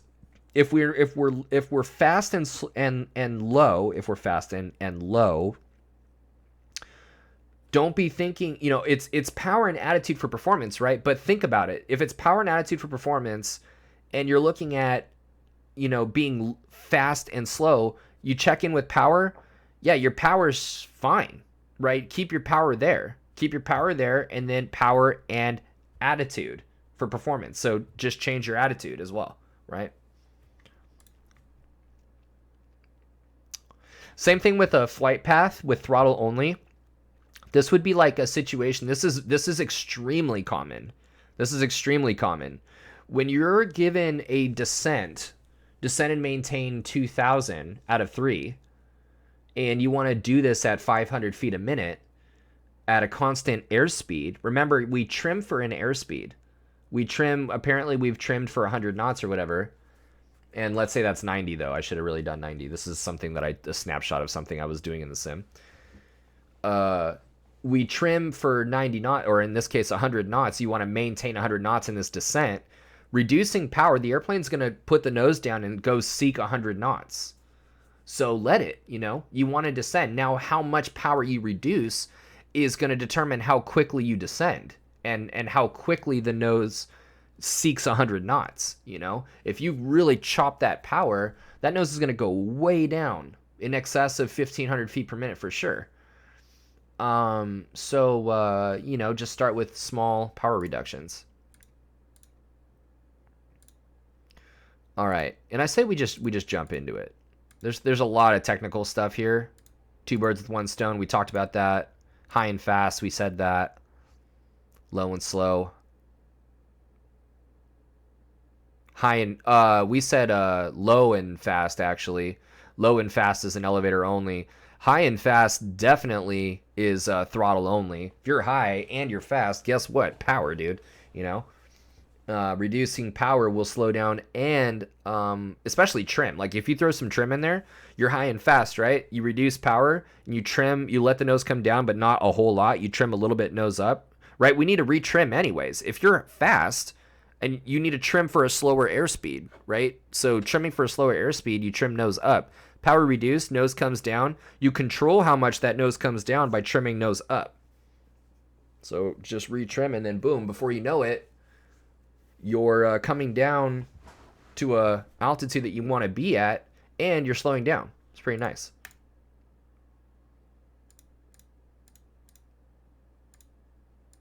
All right, sweet. Yep, index the throttle.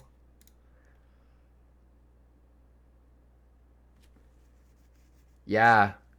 4 basic instrument flying skills. We're scanning, interpreting, controlling the aircraft, and then trim, dude. Trim is major.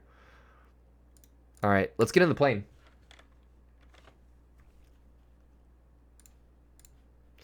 Let me just take a break here. I'm going to set up and BRB.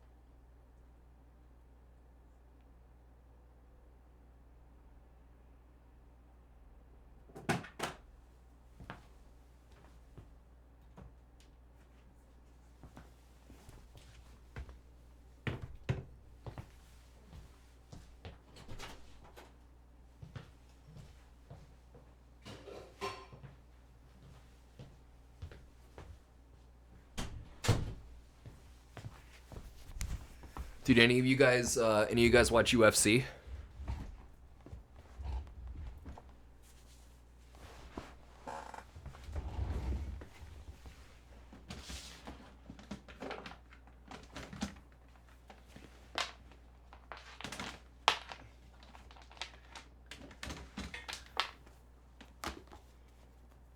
Oh no, it's there's a fight on Saturday. I don't know if you guys saw that who is fighting on Saturday. This coming up Saturday.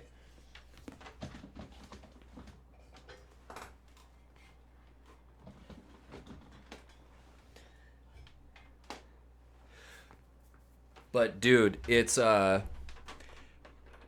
Poirier and against dude, I keep forgetting that guy's name, but he's like some other badass.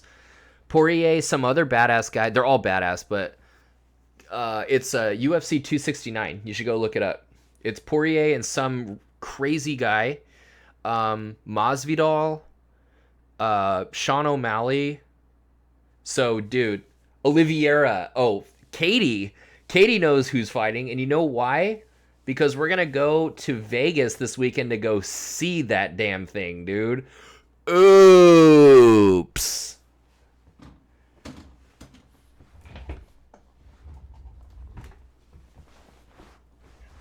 Yo, Poirier versus Oliveira, dude. Oops. Who's Masvidal fighting? Can you who that's another fuck, dude, I can't believe it. Oh, and then Nunes. Is it, and Nunes is also on the card, dude. Yo. Poirier all day, dude. Exactly. Now I'm sure Oliveira is actually really cool too. I haven't seen him fight, but I think that's another good guy, right? Hey, Katie. Oliveira, I think, is another really good guy like Poirier, right?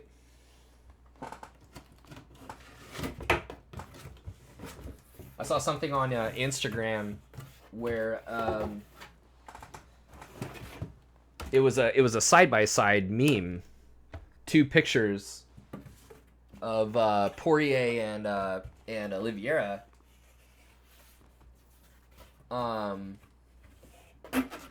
No, just like a good guy in general. Like I think yeah. So this meme that I saw was a side by side, and it was like picture of Poirier like holding a birthday cake, probably for like one of his kids, I think. And then it was like Oliveira was delivering like a basket of something to probably like some neighbors or some shit. And the meme was like, and they're like posing and smiling in front of the camera, you know? It's like, so wait, you're telling me these two guys are the most baddest, these are the baddest dudes on the planet? Or whatever. And it's like, yes, that is what I'm saying. You know? Or something like that. Like, you know, that these guys are, you know, are the monsters. And it's like, yep. Which is so cool. I don't know too much about Oliveira, but Poirier is just such a class. I loved watching that the Poirier McGregor fight. That was amazing. Such a high class guy, Poirier, dude. I don't care. I don't like whatever you like, you know. If you like McGregor, fine. But I was happy. I'll say that.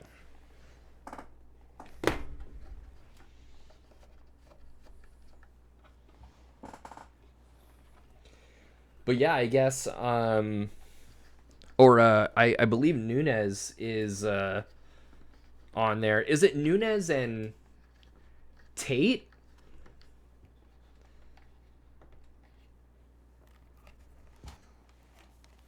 Dude, it's gonna be crazy as fuck, dude. I'm so pumped. I'm so pumped. And this is my first UFC. Like to, you know, obviously I've been to like bars and stuff when it's going on, but all right. So let's get ourselves situated here. First of all, let's get X-Plane going. And again, no IR tracker. We're gonna start on the runway. Oh, Pena. Right. Damn, dude. Didn't Nunes knock Holmes out?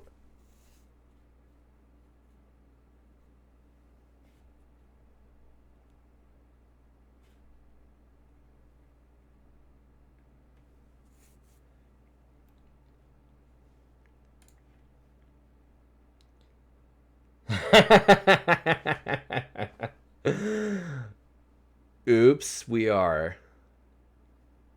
I'm so pumped, dude. I'm so excited. It's gonna be crazy.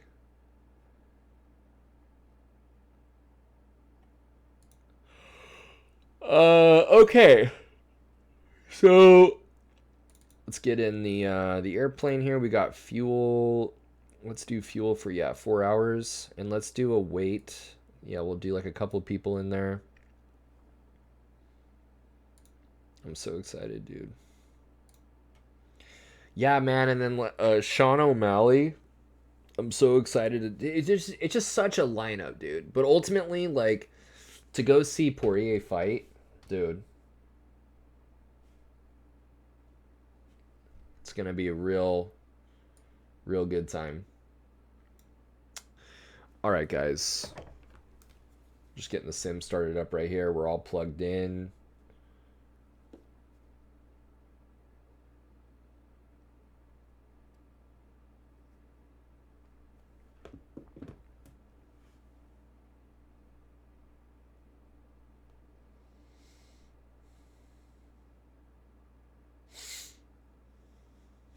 So basically what we're going to do is we're going to zoom in to the six pack. I'm going to start us off on the instruments.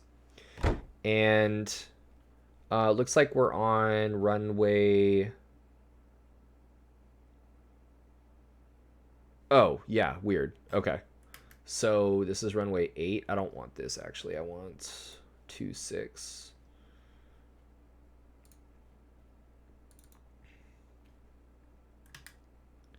So we'll do runway 26. And I should have started with the instruments or with the airplane going. So we're gonna go here and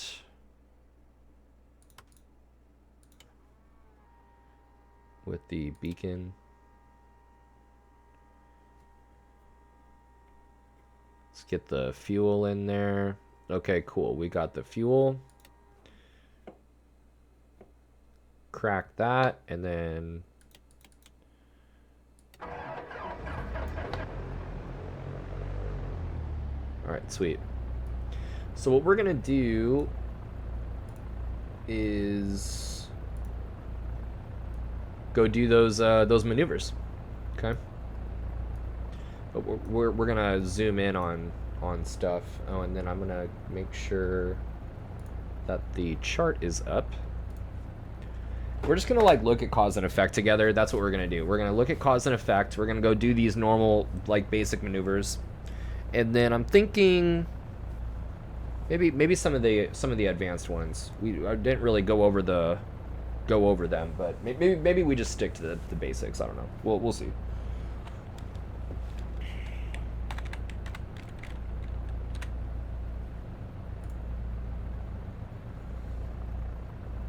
And what I'm going to do is put the screen sharing up on my ForeFlight so you can see where we're at, because I'm going to zoom in only on the instruments. So I want you to be able to see what's going on, so we can when we do things like steep turns, or not steep turn, we absolutely could.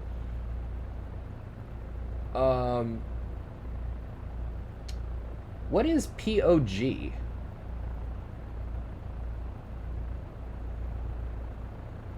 Are you actually going to teach us? What do you mean? Old PogChamp? What? I am actually going to teach you. I don't know. Are you saying like, are you going to teach us already? Not the new one. Gotcha. Are you saying like, God, when are we going to get in the airplane already?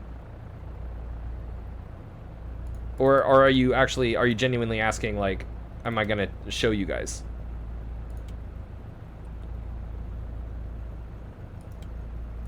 Because if you're anxious to get off the ground, I share the urgency, but I just need to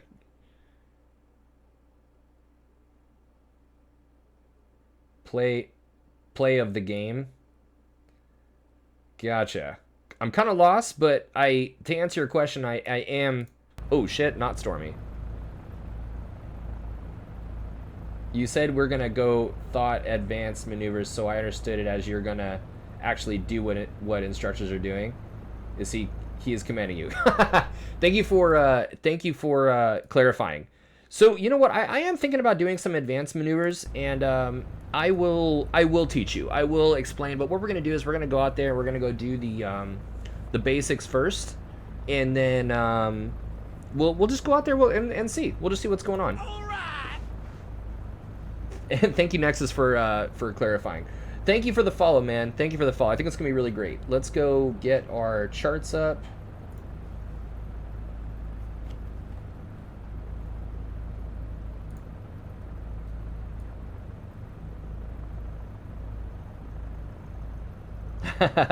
I command you to lift. If only that's the way that it worked. All right.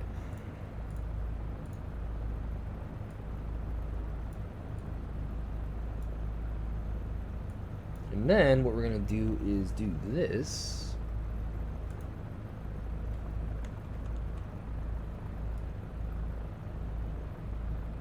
We're just going to or start with an ODP. Actually, Nexus, I am gonna start with an ODP. You know what? That's a great how much single props usually weigh. Yeah. Yeah, I mean this is yeah, you're not that far off. 2,500 pounds. So here's what we're gonna do. We're gonna totally do the ODP. And the ODP is a climbing left turn, or well, it's a straight out to 800 feet, and then a left turn heading 200. So let's do. What is this? 26.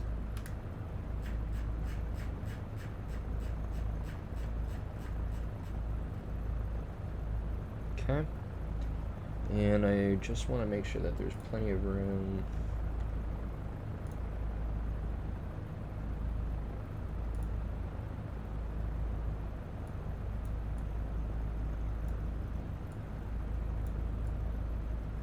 Can't really. I'm thinking.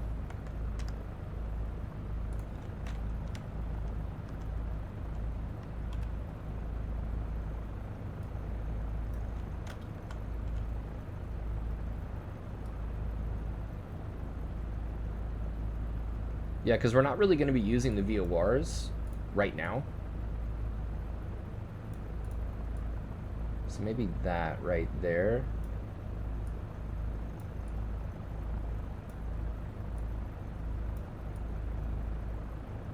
That might work.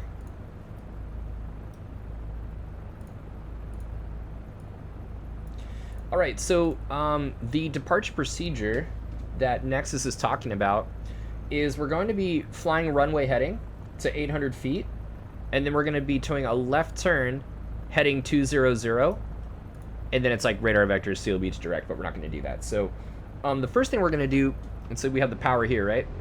So you can see that. Oh, and then brakes. Okay, cool. So the parking brake should be off. Yeah, we can see some stuff out there, but it doesn't really matter. Okay, so we're going to go toes down. We're going to go full power.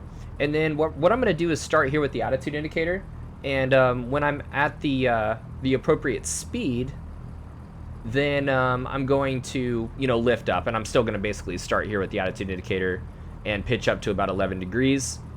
And I will make sure that the good evening, ordinary IFR Tuesdays. We're doing attitude instrument flying.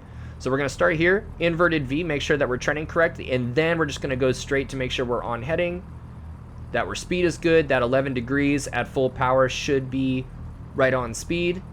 We don't need to know what our altitude is, dude. I mean, we need to soon when we're at 800 feet, but we got some time to 800 feet.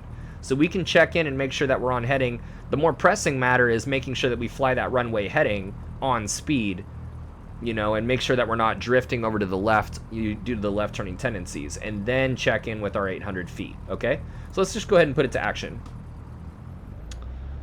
There we go.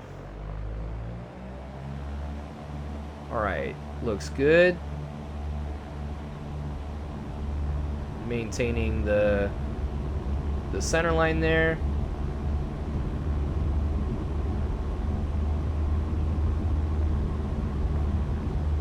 All right, cool. So let's go ahead and pitch up. There's that 11 degrees. You can see there. I'm gonna trim a little bit here. So see, 11 degrees, full takeoff power is really nice. Look at that. Pause. 75 knots right there, 74. 11 degrees is right there. Very, very nice. Just like we were saying in lecture, okay? So notice how all I did was the first place I went was 11 degrees. Then I'm checking here. I was doing an inverted V to make sure that I wasn't banking, to make sure that I'm on heading, right? Inverted V, guess what? We're climbing, right? We don't need to know the exact number because that has a lag to it. Come here to make sure I'm on heading, right? Step 3 is the T. I'm on heading. Speed looks good. I'm over here at 11, and we have a little ways to go for 800, okay? The next thing we're going to do, and we're just going to keep that scan moving. We're going to keep that scan moving. Now I'm actually getting ready for step 4, which is making sure my wings are level and that I have a constant rate, dialed in, that, where these are constant, and these are constant, And then I'm just going to check in with this and watch my 800 feet.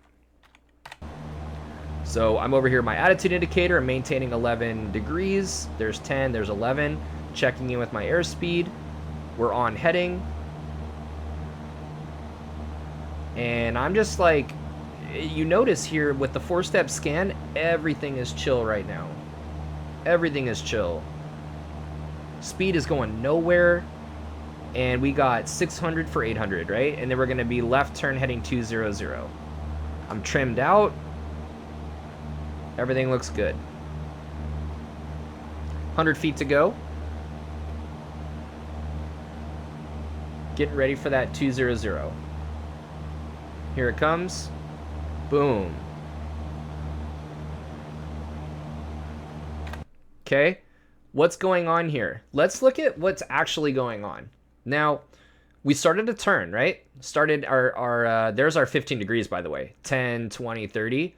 We need a little bit more. It's going to be about 14 degrees, just like we said. Actually, it's going to be, we're actually at 11 because look at how slow we are. It's not 90 to 100, right? It's a little bit shallower bank for a standard rate turn. We said that actually in our ground. We said that the slower you are, the less the bank angle needs to be. This is what we were saying. This doesn't tell you bank angle, does it? Okay. So what are we doing? We're making a left-hand turn. This is a primary instrument for turning to a heading of 200. But here's what we don't want to have happen. We don't want to hold 11 degrees. We were just at 11 degrees of pitch, right?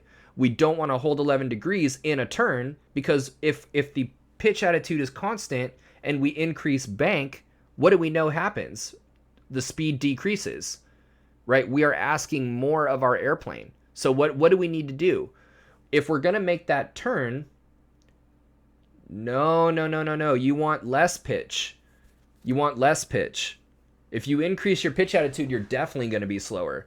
What you want to do is reduce by like 1 degree or 2 degrees. Look at us at 9 degrees right now. It's actually right at 10. It's like 9, 10. And it's gonna stay put. If we keep the pitch attitude or increase it, but if we keep the pitch attitude and then introduce bank, our speed will slow down. And then we're behind already. You are still climbing, that's right. But for straight and level turns, you increase pitch. Well, let's see here. You said for straight and level turns, you increase pitch. Oh, yeah, sure. Yeah, exactly. You could, yeah, increase by a degree. Sure. Yeah. So see, decreasing by 1 degree at 10 degrees, we're doing good. Right here we are now coming around to 200. Boom.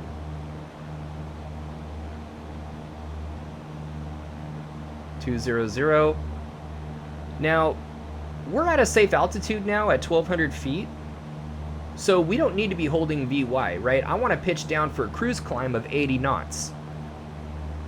We're already at full power, so there's no power to add to speed up. So what I'm going to do is go from 11 degrees to like 9 or 8. Let's see what 9 gets us. See that? There's 9 degrees of pitch right there on the attitude indicator. And see, our speed is just barely increasing. But guess what? As we increase airspeed, what does the nose want to do? Pitch up. So I'm going to trim for a faster speed. So I'm trimming nose down actually right now. Whoop! I'm letting my heading go. And there's 9 degrees of pitch. Very happy. 80 knots is very happy with 9 degrees of pitch. Right? If we overdid it, let's look at 6 degrees of pitch. For that same power setting, look at what's happening to our airspeed. Right? So how are we going to fix that airspeed if we're fast? Well, we want to keep climbing, so let's just get 11. 11 degrees got us 75, right? Let's do 11 to get us to 80, and then boom, 9 degrees to hold 80. Right? Pitch controls airspeed in a constant power setting. Now I want to level off at 3,000 feet, okay? But I don't want to wait for 3,000 feet to level off. what I want to do is in that last few hundred feet, I typically do like 400 feet, but you could start at 500 feet away. Like we're at 500 feet away right now, right? Here comes 400 feet. I'm going to reduce power. We know that that's going to make the nose come down, but I'm going to trim to for a lower pitch attitude to maintain 80 knots. But not just that, I want 200 or 300 feet per minute. Right, there's 80 knots. Ooh. Let's look at what's going on here. Let's look at what's going on here. We don't have a lot of time, right? We don't have a lot of time. We have a couple hundred feet to go. But with this particular power setting, what's going on? We're holding. We've definitely reduced power, and we've gone from 9 degrees to about 7. So we definitely reduced our pitch attitude, but not enough. How do we know it's not enough? Well, we're still basically doing, well, by the way, this is actually, you know, it's not, we've really gone from 9 to like 8 degrees. We are still doing 80 knots, but we're still essentially doing 500 feet per minute. We're on heading, so that's okay. We know that we did not reduce power by enough. We need to reduce power. I'm going to go down to, well, we're pretty close, by the way. So I'm going to take it down to 2,000 and see what that gets me.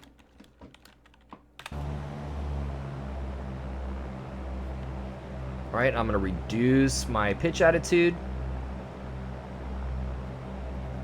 And holding 80 knots. See, that was too much. Here we are holding 80 knots, and it's a 0. So let's go to 21. Pitch attitude comes up to 6 degrees, and then look at us, right? 80 knots, 300 feet per minute. Very, very clean. Very clean. Now, what's going on? Well, I'm very happy about my pitch, right? I'm very happy about my pitch. I'm starting here, looking there, starting here, right? I'm wings level.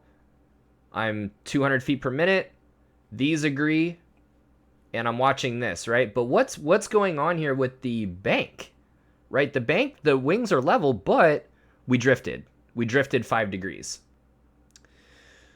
So we have 2 problems that we need to take care of, right? We're off our heading and we're off our altitude. We're working on the altitude right now because we trimmed 300 feet per minute. So we have a choice. We can actually, since this is a slow change that we dialed in, right? We can work on the turn and the climb at the same time, but that also will include turning and leveling off, or we can just take care of one problem at a time. To, you know, basically to encourage you guys to do the right thing as you know, new instrument pilots, I'm going to do one thing at a time. Okay, so what I'm going to do is I'm going to maintain my heading right now, and I'm going to come back to that. I'm going to maintain my heading. It's 5 degrees off, and then I'm going to level off at 3,000 and then deal with my heading after. Now, the cool thing about reducing power to 200 or 300 feet per minute for the last few hundred feet is the power reduction for cruise is like very, very small. Actually, we don't need to do anything at all, right? This is our cruise power setting. It's actually, it could be a little bit more than that. So what I'm going to do is I'm just going to pitch, and I'm going to see when we get to 3,000 feet, I'm going to pitch nose down. I'm going to start rounding out that top and trimming nose down. Okay. Maintain our heading. I'm going to take care of that heading after. Maintaining 6 degrees of pitch. I'm actually going to increase power a little bit. Yeah, because we're like out of energy. I'm going to go 2,200 RPM, 6 degrees. And then here comes 3,000. Bringing that orange dot to the horizon. And then trimming nose down, because as we speed up, we know what the plane wants to do. the plane wants to pitch up. So I'm just trimming nose down this whole time, watching the airspeed increase.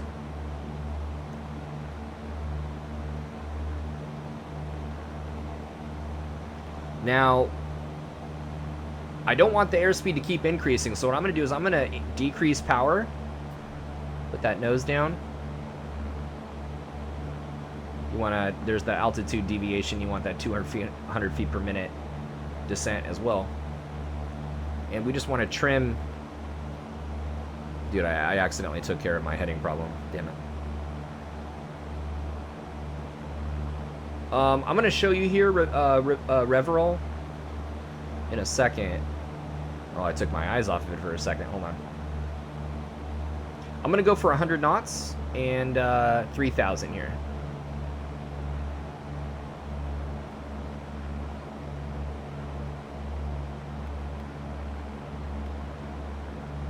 And then actually I'm gonna go to 2-1, so that way we have to change our heading.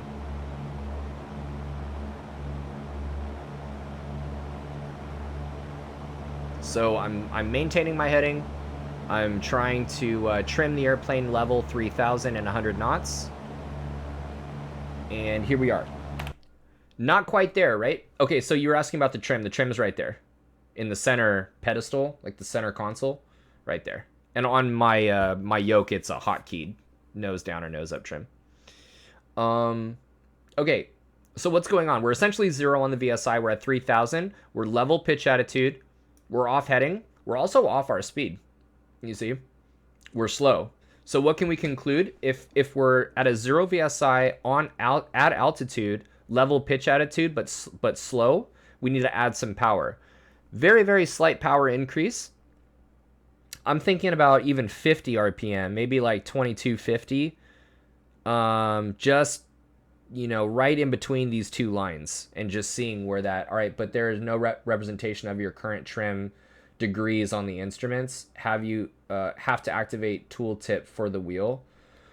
Well, the trim wheel doesn't give you degrees anyways, so you wouldn't be able to tell, but it's just like any trim work for cruise flight, it's pretty, you know, it's definitely nose down. You know, it's a little bit nose down because you're trimming for a higher cruise speed.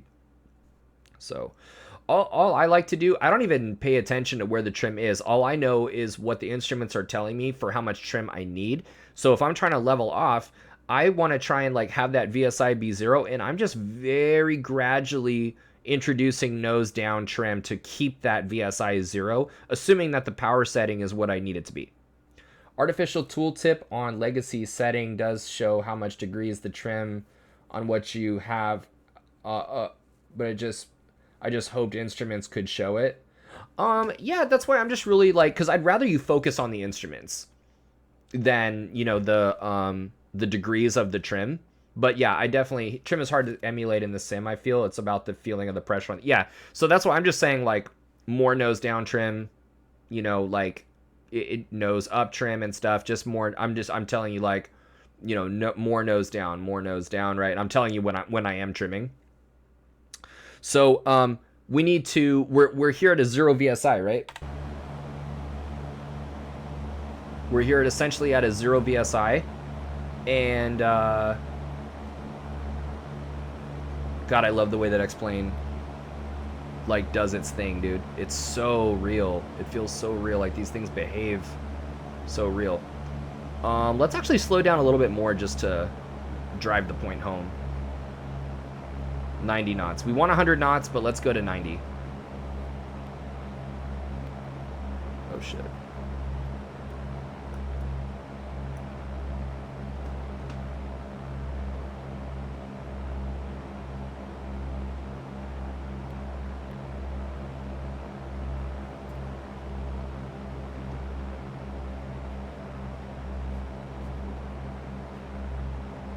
I want a heading of 2-1.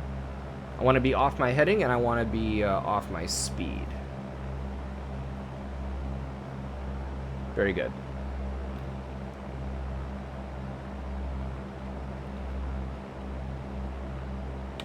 All right, very good. So, yeah, very realistic flight simulation. Hope just game doesn't crash. I know, right, dude? Seriously. No, X-Plane's usually really good. It usually does a lot better than my freaking Elder Scrolls Oblivion, dude. Am I right, Zach? Jesus Christ. So, let's see here. Oh, where's our airplane? Our airplane is right there. Okay, cool. Now, we are right on heading or on altitude. Very nice. We are assigned 3,000. We're level at 3,000. Power setting looks great. And we have two problems. Okay, we are off our heading and we're off our airspeed. We're slow and we're off. So what do you guys want to handle first? Airspeed or heading? There's no wrong answer.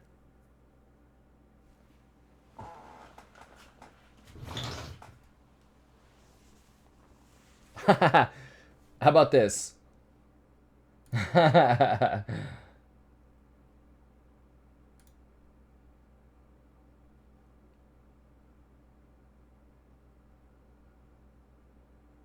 No, okay. So I was gonna do a poll, but essentially, so heading, it really depends. It really depends on what is like more off. Um, and what you definitely don't want to do is be off airspeed. You definitely don't want to be off airspeed. Left turning tendencies are going to be more pronounced, potentially.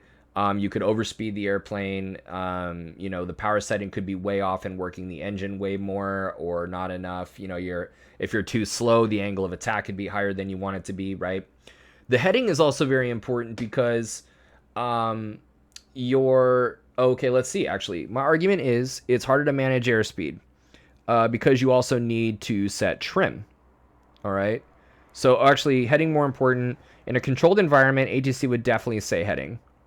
I kind of agree with that because they give you a heading, right? They're charged with keeping everybody separated, and that needs you to be on a good heading, So, yeah, I'm gonna say heading right now, because the airspeed is still not as pressing. Like if it was really, really slow, like if it was 70 knots or if it's 60 knots, like if we really like biffed it, like let's say, which can happen, let's say we're in a very rapid descent, let's say we're in 1,000 foot per minute descent and all we do is just level off at the bottom when we don't increase power, dude, we're dangerously slow, especially if it's a heavy airplane. And then your airspeed absolutely is number one, right? But right now it's not, it's stable and it is, it's slightly lower than we want. So we're going to do our heading first. And the way that we're going to do this is we're going to, we're saying the same thing for sure. Turn coordinator primary. And we're going to, first of all, 4-step process. We're going to start with our attitude indicator. Are we starting off good, right? Straight and level, looks good to me. Inverted V, we're going to introduce the bank, come back here and confirm, and then make sure this is a 0. This is a level turn that we want to do to 200. Let's make it 15. Let's say that they gave us a left heading 150, okay? So we're going to go to 15. Can we move that? All right, 150. Nah, Reveral, nice. There's 150 right there. We may want to actually add 50 RPM because we know that anytime, when we start introducing bank, the airplane wants to kind of gradually go down. So you might want to do that. That's fine. You're already halfway. So it would be 2050 to, we're going to take it to 21. Nothing wrong with that at all. Especially if you know that you're slow, but I'm not saying do two things at once right now. We're going to do one thing at a time. We're going to go, so there's your inverted V, and then your T-scan, all right? You want to make sure, now that we know that we're in a turn, where VSI, isn't trending one way or the other, the heading indicator is trending the right way, airspeed is not increasing or decreasing, and the altitude is staying the same, right? Quick T-scan. Then we fine tune it and we group. So I would double check on this again, make sure that we're in the turn, 0 VSI, and then start grouping. Remember, we're coming around to a heading, right? So that's your 2 or 3 to 1 ratio where it's like 1, 2, 3. Check in, right? Looks good. 1, 2. How's that? Awesome. 1, 2, 3. Oh, almost there. That looks good. Yep. And stop. There's our heading. T-scan. Fine tune for 0. Check in. You know what I mean? So let's do it.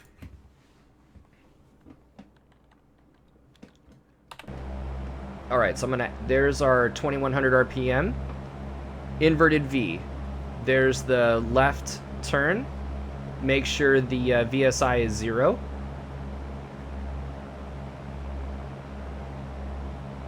T-scan, here comes our heading. Inverted V for the round out at 15. Back that power off again to 2050. And boom, there's your turn. All right, now there's our 150, right? Let's actually go back to 21. It looks like the airplane wants 21. Now we're going to increase our speed. We need to be 100 knots, right? So what happens if we just add power? I am sure, actually. If you look at the chart, this is all ocean. Yeah. Although there are mountains beneath, right? But no, we're totally good. We're out over the ocean.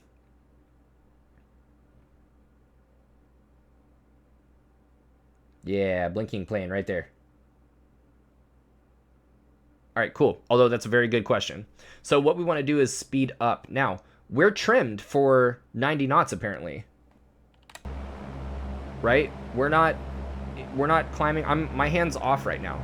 So we're trimmed for 90 knots. If we just add power, it's going to climb and seek 90 knots. So we can't just climb. So Ilios, what's up? So what we're going to do is add power and nose down trim. As we add power, that VSI is going to want to jump. So I'm very gradually adding nose down trim, okay? Let's go ahead and do that. And 4-step process. There's power. It's only going to be 100 RPM. Look at the VSI wanting to climb up though, right? So here's nose down trim to prevent it.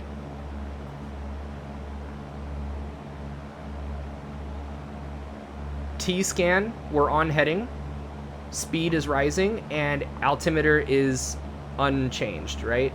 Inverted V with the quantity, with the detailed.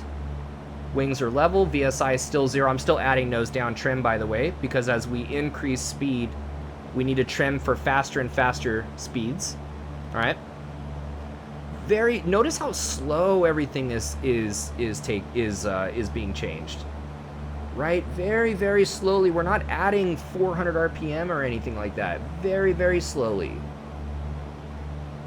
Just creeping that needle up to 100 knots. And then boom, there it is. We only added a little. We only added a little bit of power. And there is the airspeed increase. I'm actually gonna back this off slightly. Okay. Let's see here. Super Hype, the college that has the flight school, is adding an A&P school next year. No way, Elios. Oh my god, that's amazing, dude. Very, very cool, man. Are you like studying your ass off already? You're like totally ahead of it. Yeah, because by my experience, I always overshoot my instrument targets, and that adds some amount of time to correct it back and overshoot again. So yeah, Reveral, the issue with that, I guarantee you're making big power changes, right? I know that's what's happening, you know? You're either making big power changes or big attitude changes. And you just got to be really, really patient. 100 RPM got us there. It got us there more slowly, but it was super clean, right? So get some time to stream again.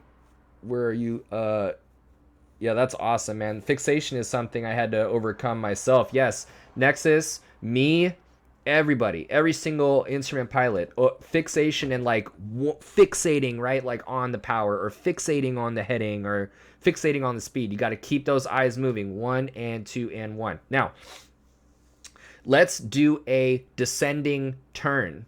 Okay, let's do a descending turn.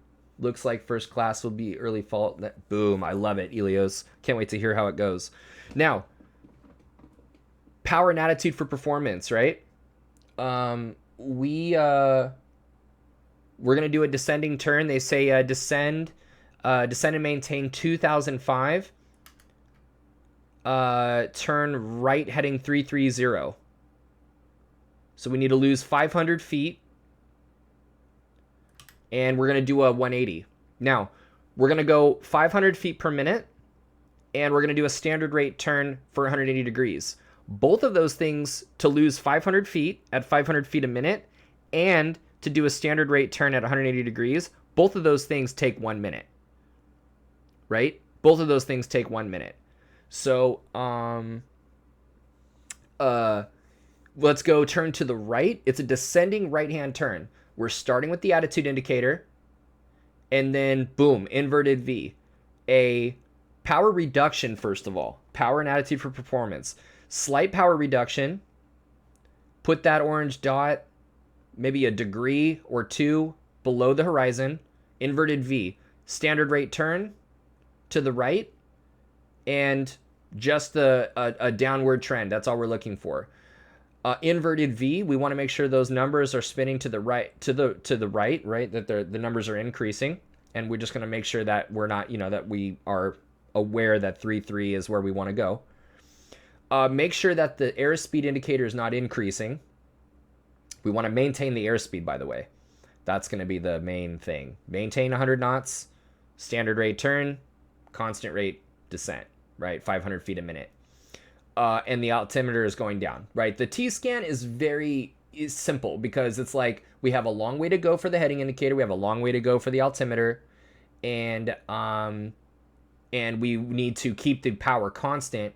We don't even need to look at the airspeed indicator really either, because if our power is small, if our power reduction is small and the degrees here are small, like 1 or 2 degrees, that's not going anywhere, right? If this is like 200 RPM and this is like 1 or 2 degrees, that's not going anywhere. So we just need to do a quick T-scan and then just leave it alone. The real thing is going to be power. It's really about making sure that we're in the standard rate turn and checking in on the pitch triangle, making sure that the power, airspeed, and descent profile are all in agreement. Because if they're not, we need to adjust. Like, in other words, if we reduce power to something and we have 500 feet per minute, right? But airspeed is increasing, guess what? They don't agree, right? The power needs to be reduced more. But you can't just reduce power now, because now that's going to increase, right? Or that's gonna, the rate of descent's gonna you're gonna be going faster and faster down, and that's not gonna move. So you just got to kind of balance everything. So 4-step scan, start here, power reduce, put that nose down a couple of degrees. Inverted V for standard rate turn and the correct trend. Quick T-scan that we're not going anywhere, that we're turning on, we're not going anywhere on our speed, we're not turning, or that we're turning on our heading, and that this is going down, right? And then we're just going to leave these. The heading indicator and the altimeter, we can leave those for a while. We have a minute, right? Assuming that step 4 is dialed in, we have a minute. Okay, so let's go ahead and do that.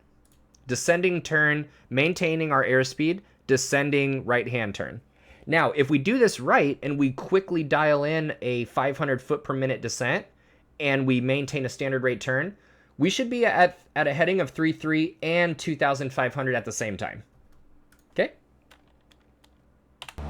All right. Step 1, attitude. Power reduce, 200 RPM. A degree, I'm going to go 2 degrees low. And standard rate, inverted V.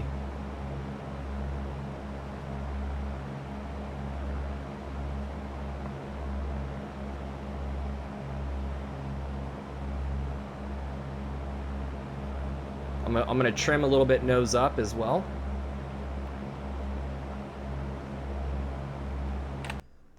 looks really good. I mean, yeah, we're a little bit, and you know, you want to look at like what's going on too, because something is slightly off.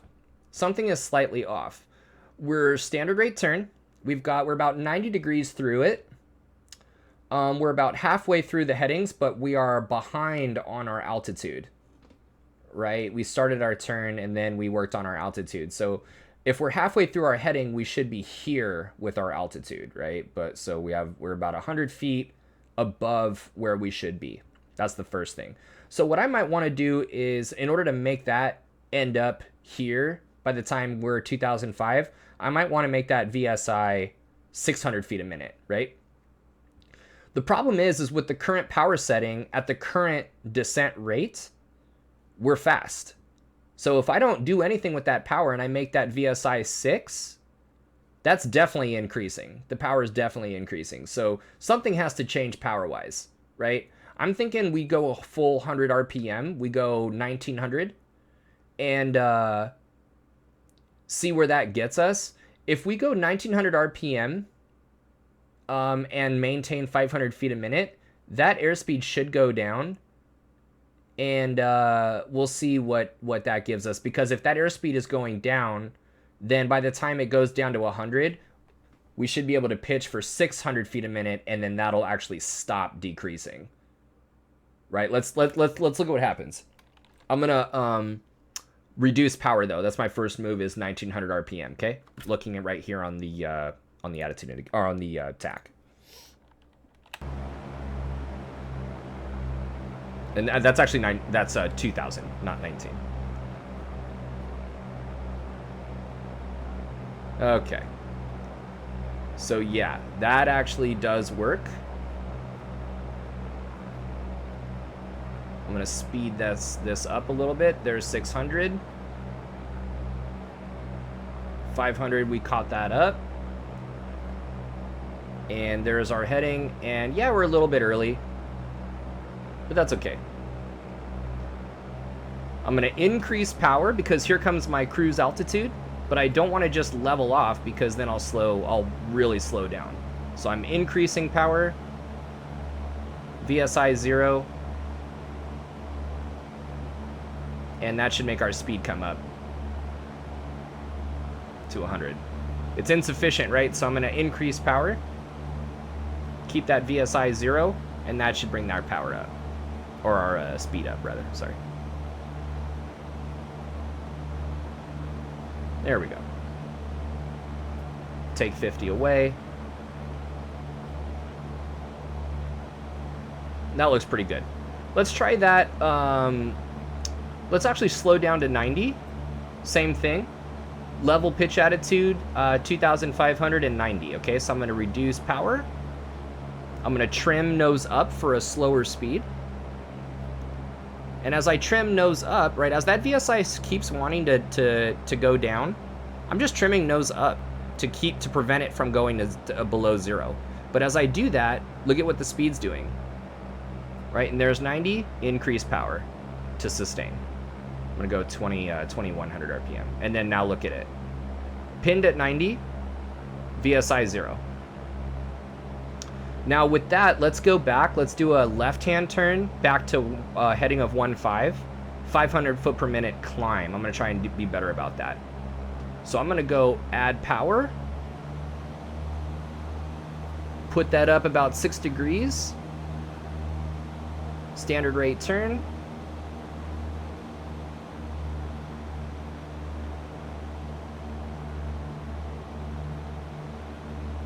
There's 500 feet per minute, and I am inverted V step 4 to fine tune it.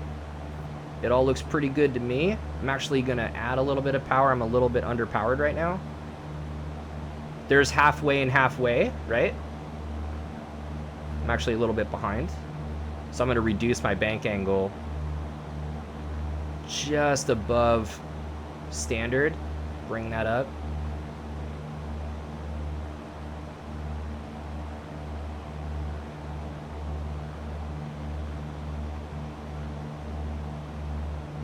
And there's 1.5, and there's 3,000.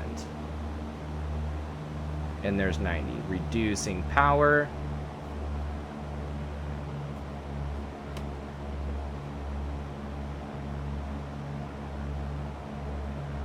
Awesome.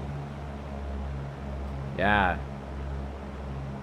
We're high and fast, so I'm gonna reduce power. VSI minus 100 feet per minute. Keep our speed. And then here's 3,000, add 50. We're low and fast, that's a good problem. We pitch for that, that's our single action that we talked about in the ground, where it's like we could do elevator only, right?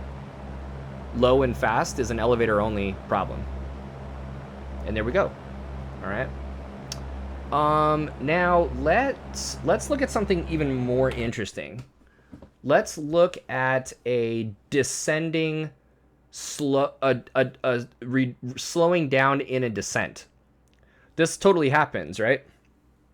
And we're not even gonna be turning right now. Like you could be descending and slowing down in a turn, like we were saying, to like intercept an approach or something. But let's just stay on a constant heading of 1.5. And I'll show you how to do that, but just so you know, you guys can look at things a little more easily. We're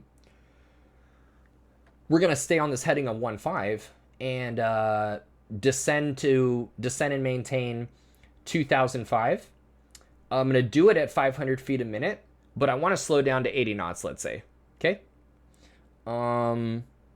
Anybody can, you know, descend and speed up, but can you descend and slow down? Can you do so in a extremely controlled manner, right? So what I want to do, remember, to maintain our airspeed in a descent, we reduced it by like 100 RPM or maybe 300 RPM.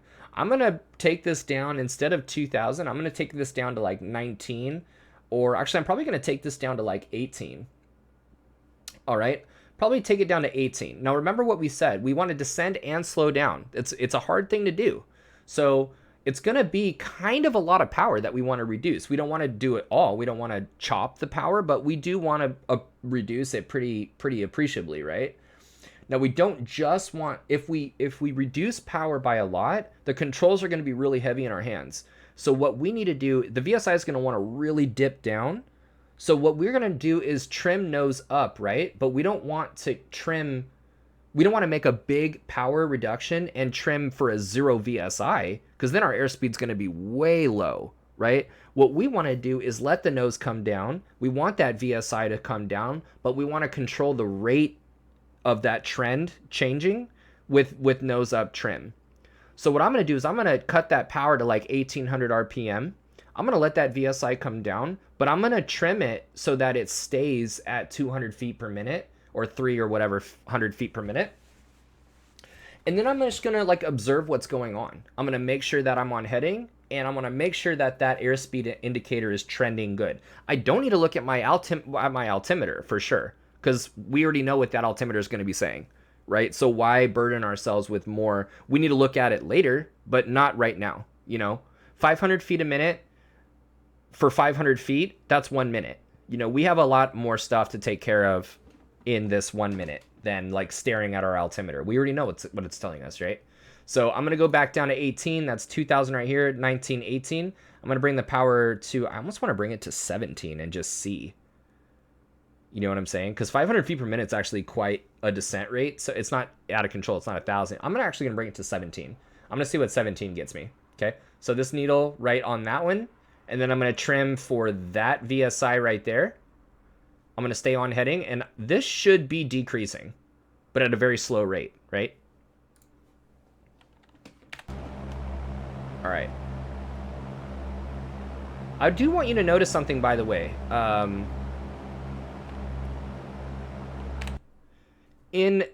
a relatively slow speed, straight and level flight, we're about a degree above the horizon. You see that? So, just saying. Slow flight, right? The slower we go, the angle of attack is actually higher. All right, so here we go. Take it down to 17. And then there goes the VSI. I'm going to trim 200 or 300 feet a minute. Oh shit, hold on, sorry. I hate that my hat does that. Oh no, and you know what I want is 500 feet per minute, excuse me.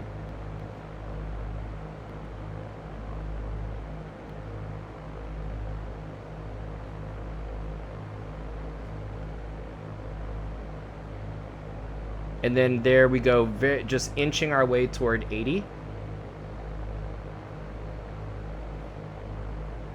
I'm in a hoodie, not a hat. Yeah. Dude, you're full of jokes today.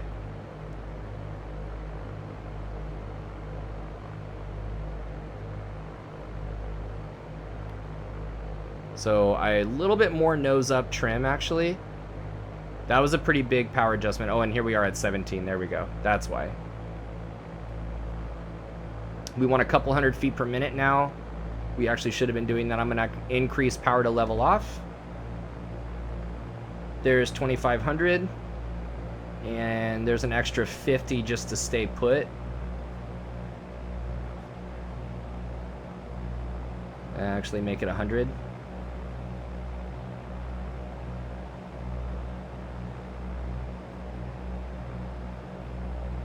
All right, we are low and slow. You see this? We're low and slow. The fact that we can be descending, look at what's going on. Look at what's going on logically. Logically, okay? What are we at? We're at 1900 RPM. We're descending at 200 feet per minute. We are low. Okay, we should have been at 2500. And we're slow. We're descending and we're slower than we want to be. Right, it'd be one thing if we were descending and we had too much speed. If we were descending and we were slightly faster than 80, yeah, then that's an elevator only issue. If we're low and fast, that you pitch for that, and then two problems work themselves out. You trade one for the other. But here we have an actual energy problem where we're low on energy. We're low, we're descending, and we're slow. Although we are on heading, so that's good. So let's add some power. We need to add power to not only stop the trend right now. We don't want this to be 0, and we don't want this to stay at 78 or 77. We want to reverse the trend first and then settle it. So let's not bring this to 2000. Let's bring this to like 21 and see what happens. There goes the trend. Good. There's the climb. 200 feet per minute, 80 knots is holding. Here comes 25, take 50 away.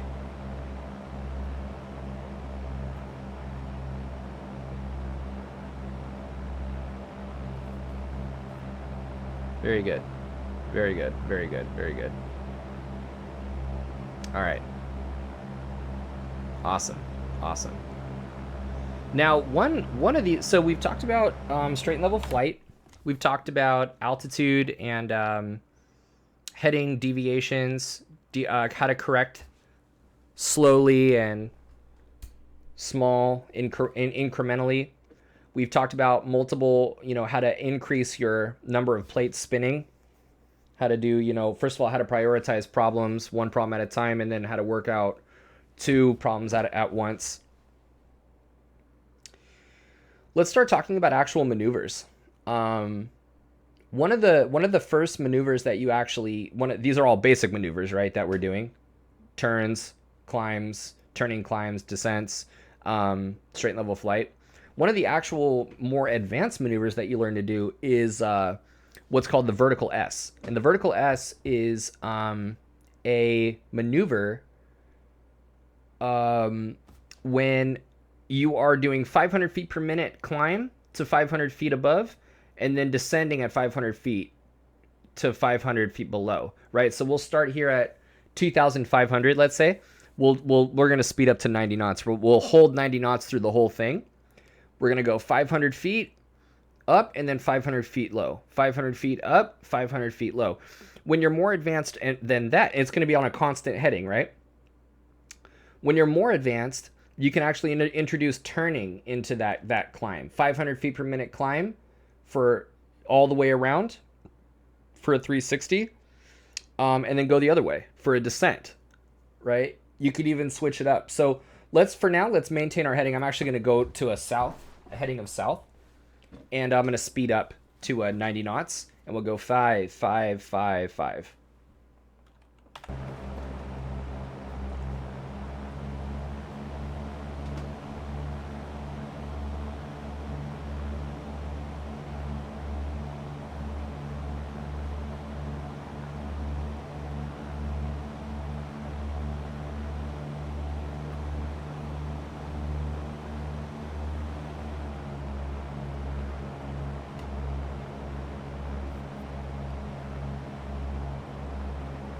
Okay, so there's south.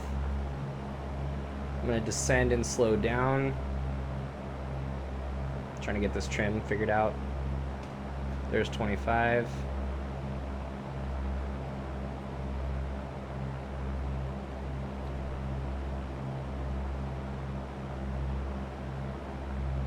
And I just want to level 180 at 2500. Oop. God, you itchy. You scratch your head for 1 second and then you're in a descent. How about that?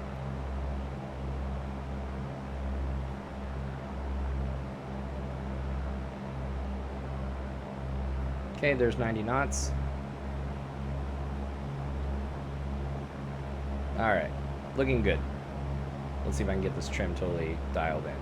Because I want to show you guys like that you trim for an airspeed. I kind of want to show you and demo that for you really quick. Like in this exercise, it's a good demo for that, for proof. Okay, 1 second.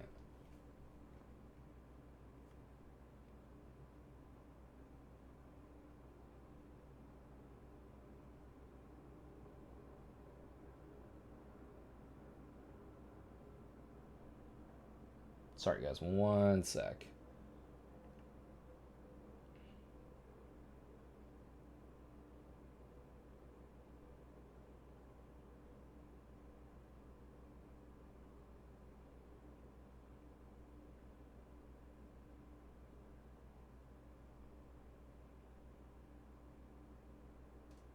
And actually, hold that thought. I'm gonna get something to drink really quick. Anybody else want anything?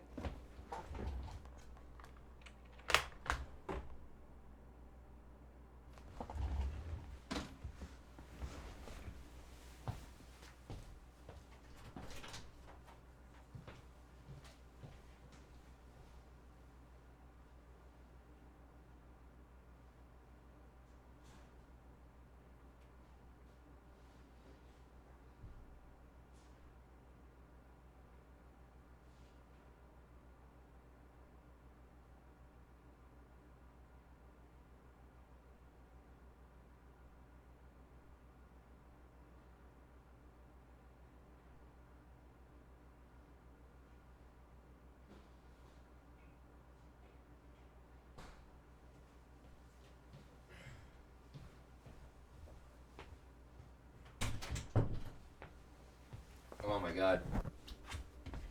Dude. Apple juice, am I right? Shit. Alright.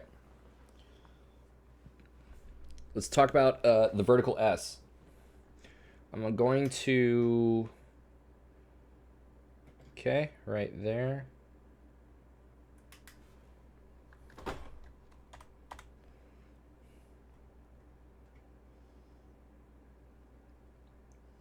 By the way, can you guys can see that instrument panel okay, right? You guys are good with that?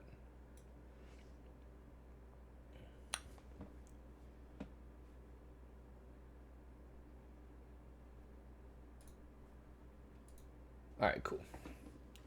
Okay, so we're gonna go vertical S. We're gonna go constant airspeed, 500 feet per minute climb to 500 feet, 500 feet up. So it's going to be from 2,500 to 3,000. And once we're at 3,000, what we want to do is round it out. We don't want to hang out there. We want to immediately go into a 500 foot per minute descent, all at constant airspeed, right? We don't want to be losing, we don't want to slow down at the top and then pick up airspeed in the in the descent. We don't want to do that. We want to be constant airspeed through the whole thing. Now, is it going to be perfect? Probably not, right? But, you know, that's the idea is we want to be constant airspeed through the whole maneuver. Okay, we're on south. Good. So that's what I'm going to shoot for. Now, it's all power. Up at the top, we need simultaneous pitch and power to maintain airspeed through that hump. All right. Okay, here we go. So we're going to go add power, establish it. Remember, it's the 4-step process. Like, try not to get lost in this, what's going on. It's the 4-step process. And what we're doing is we're starting here. We're inverted V. Make sure that we're trending correctly. We're on heading. We're on speed. That's increasing. Immediately we go into the trim. The fine-tuned step 4 is the fine-tuned trim of the VSI. And then cross-checking our airspeed indicator. Good, good, good, good, right? And then add or subtract power if we need to. Make sure we're on heading. Bam, bam, bam, right? That's what we're doing. Okay. Just make sure that, and we're doing all of this at 90 knots, okay? So here we go. Increasing power. Now here's the cool thing is, as we increase power, the airplane is going to want to try and seek 90 knots. So here we are. We're increasing power very, very slowly. Oh, we need some more power. Here we go. 500 feet per minute. Looks good. We're 90 knots. Just making sure that we're aware of the left turning tendencies. Oh, too much power. Or too much pitch up.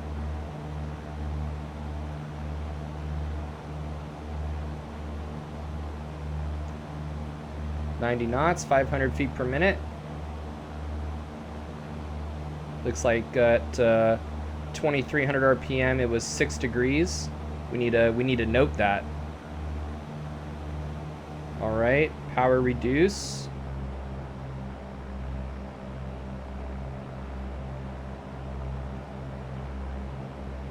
.500 feet per minute. Looks like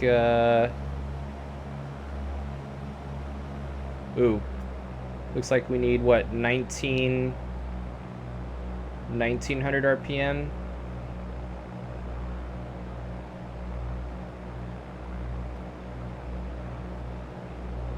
Yeah, it looks like 19. It's happy with 19, and looks like 1 degree. No, not even. It wants 1850. I'm just trying to figure out what these numbers are here. Or 1800 RPM. Yeah, so it wants 1800 RPM. That's fine. 1800 RPM and 2 degrees below the horizon. It's good to know. So it was 23 and 6, and then 18 and 2. Let's try that again. 23, 100 RPM, and 6 degrees above. Here we go. 23. Pitch up. We'll let that VSI settle.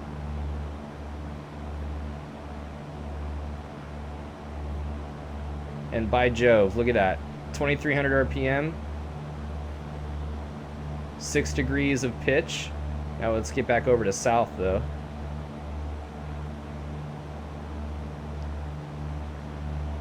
And it's happy. 90 knots, 6 degrees of pitch. Oh, hold up. There we go. Oh, you know what? I think it was 2350, right? And then 18 and 2. You got to know the numbers of your airplane. That's super helpful. Know these numbers that we're talking about. And those numbers are going to change depending on the weight and the density of the air. But, all right.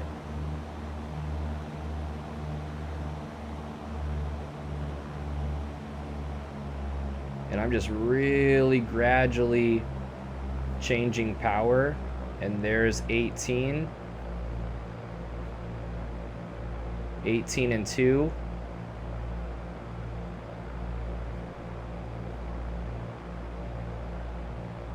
Yeah, it's really happy with that. It's really happy with 1800 RPM and 2 degrees. See that?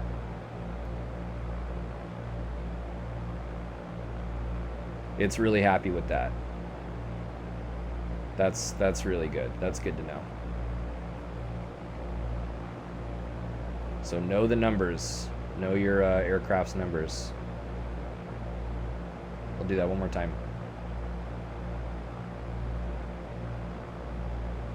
Just like before, I'm going to start my power change a little bit early.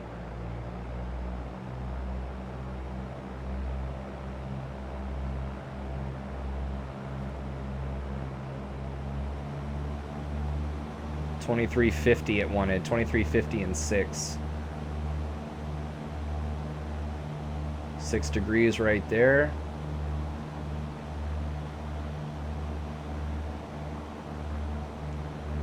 $23.50. You can see 50 RPM makes a big difference actually in terms of precision. So, you know, if it's 23.50 and not 23, like, then it's 23.50, you know?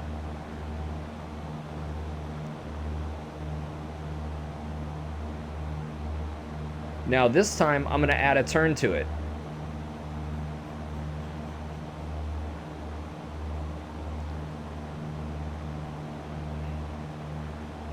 We'll go back around to north.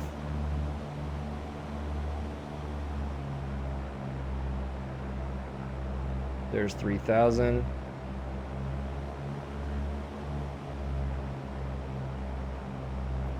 Now the turn was originally 1800, right? But if we maintain, that's wings level.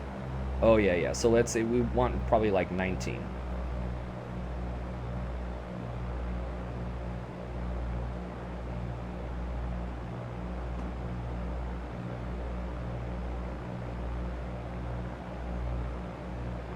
Well, actually, I think 18. It should be a little bit more than 18, actually. It should be like 18, maybe 50.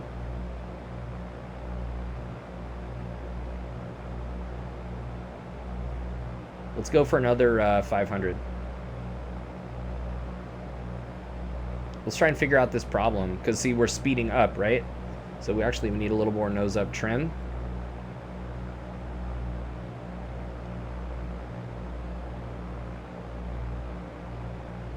We're also turning really fast. If we're halfway through our heading, we should be halfway through that other descent. So I'm going to reduce power. I'm actually going to go half standard on the turn. And I'm going to go 600 or 700 feet per minute in our descent. We're about a quarter of the way left. We should be a quarter of the way. There we go. Good. Okay, we're back on track. So let's go 500. Standard rate turn.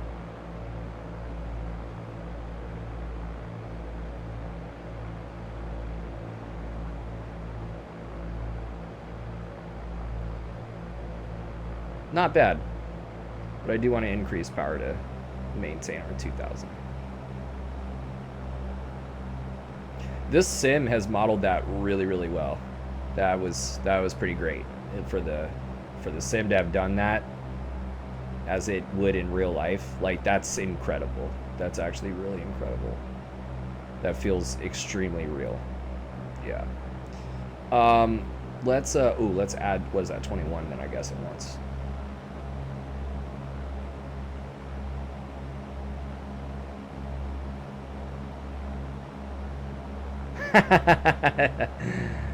Reveral demands balance in the universe.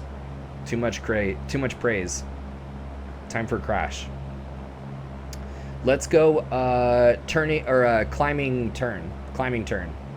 We're gonna need a lot of power for this, right? Because the airplane wants to, you know, it wants to slow down in a turn.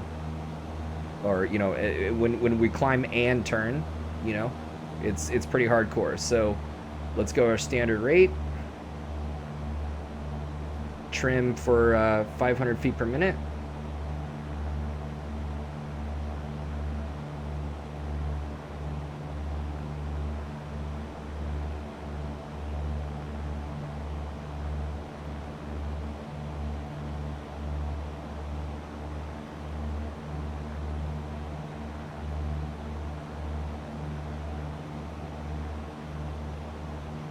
We'll keep it 90 knots and we'll take it all the way up. We'll take it up to 3.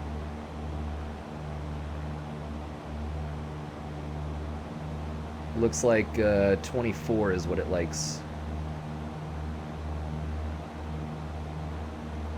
We're a little bit behind on the altitude. You can see there.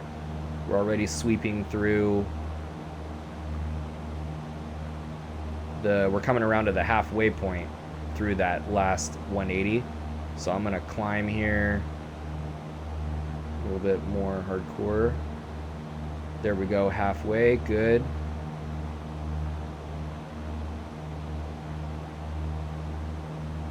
Good. Yeah, 600 feet a minute should do it. We're not that far off of our speed.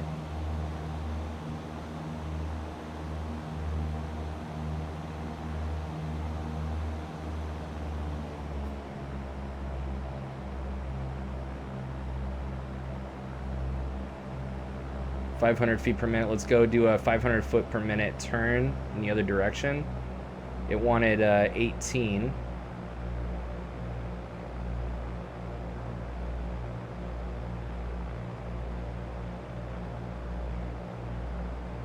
There we go. 500 feet per minute, 90 knots. This looks really clean, really good. Oh, I'm losing it. I'm also needing to counter aileron to the left a little bit, by the way, because this airplane wants to kind of, not overbank, but it kind of does want to dip down on you.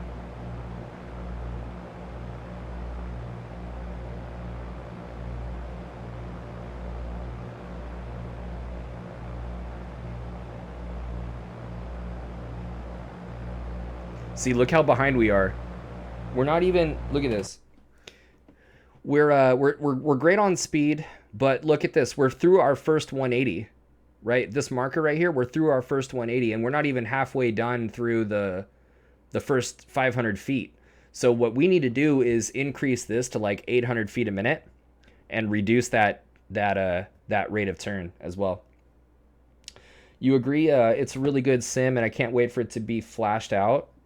It's just before I entered your stream, I was so mad that I actually uninstalled it. Now I'm downloading it back. Oh man, you're talking about X-Plane? You got upset with X-Plane? Is that what you're saying? That's crazy. It wasn't. You're saying, did it like crash on you all the time or something, or it just you were trying to? Oh, Microsoft Flight Sim. Yeah. Well, this isn't Microsoft Flight Sim. Yeah, this isn't Microsoft Flight Sim. This is X-Plane. Yeah, this is X-Plane. So Microsoft Flight Sim is yes, it is for this type of air work. If you're trying to get better at instrument flying, and you want the dynamics, like the way that you guys are seeing that these dynamics are changing. This is the way that it is in real life, 1,000%. I mean, is it perfect? No, it's a computer, right? And it's like it's a commercial, like great, like it's commercially available. This is also older. This is X-Plane 11. I believe X-Plane 12 was rumored or trailered out or something like that. So, but this is as an actual instrument pilot, as an instrument instructor. This is for real how it feels. But Microsoft Flight Sim, listen, you can't beat Microsoft Flight Sim's scenery. You can't beat, it's got awesome airplanes. The community aspect of it is awesome. But dude, it is the same. No, it is not. It is not. Just with bugs and crashes and sub. No. It is not the same. Unfortunately not. And will it be someday? Yeah, it probably will be, but it's absolutely not. And I love Microsoft Flight Sim. Microsoft Flight Sim's awesome, but it is not, in my opinion, it's not even close. But, is it workable? Yes. Like, you can definitely scan and things will behave, reasonably, like, well, but when you're talking about a straight up like attitude instrument flying lesson like this and how things really behave with little tiny adjustments and stuff. No, no. Matter of fact, to answer your question, I would rather do old Microsoft Flight Sim more than 2020 for this type of flying. Absolutely, absolutely. And because that's somebody that I used, I did my instrument training using Microsoft Flight Sim X and X Plane 10. Um, um, 2020 is more authentic. X is more authentic. Correct. Correct. X is more authentic feel. You're talking about dynamics, I'm assuming, right? Yeah. X is more. Um, it's more true. It's more true to feel. X-Plane Flight Sim X equals training. Microsoft Flight Sim, pretty scenery. VFR. Absolutely, dude. VFR, you know what I mean? Now, here's the thing is if you're flying airlines and if you're doing, charter work and you're not doing a lot of hand flying, if it's a lot of autopilot and you're really just hand flying it, onto the ground, then it really just needs to be good enough for you to, you can't pull back and like the thing like nosedives, like you just basically you need to simulate ground effect. When you put flaps in, the airplane needs to behave a certain way. Like when you reduce power, like it needs to do certain things. And it would be awesome if it did it relative to the weight of the airplane. So yeah, like Microsoft Flight Sim is okay in terms of feel. But if you're in autopilot all the time, yeah, dude, then yeah, like the cloud physics and the particle physics, the lighting, then the shading, the reflections, the lighting, the water, and the representation of the airports, the integration with Navigraph and flight planning and modeling, and dude, I mean, absolutely, it's like unprecedented, dude, like how beautiful it is, right? But if you are training, if you are actually training and you want to, you know what I mean, like, Nexus said it right there. Nexus said it right there.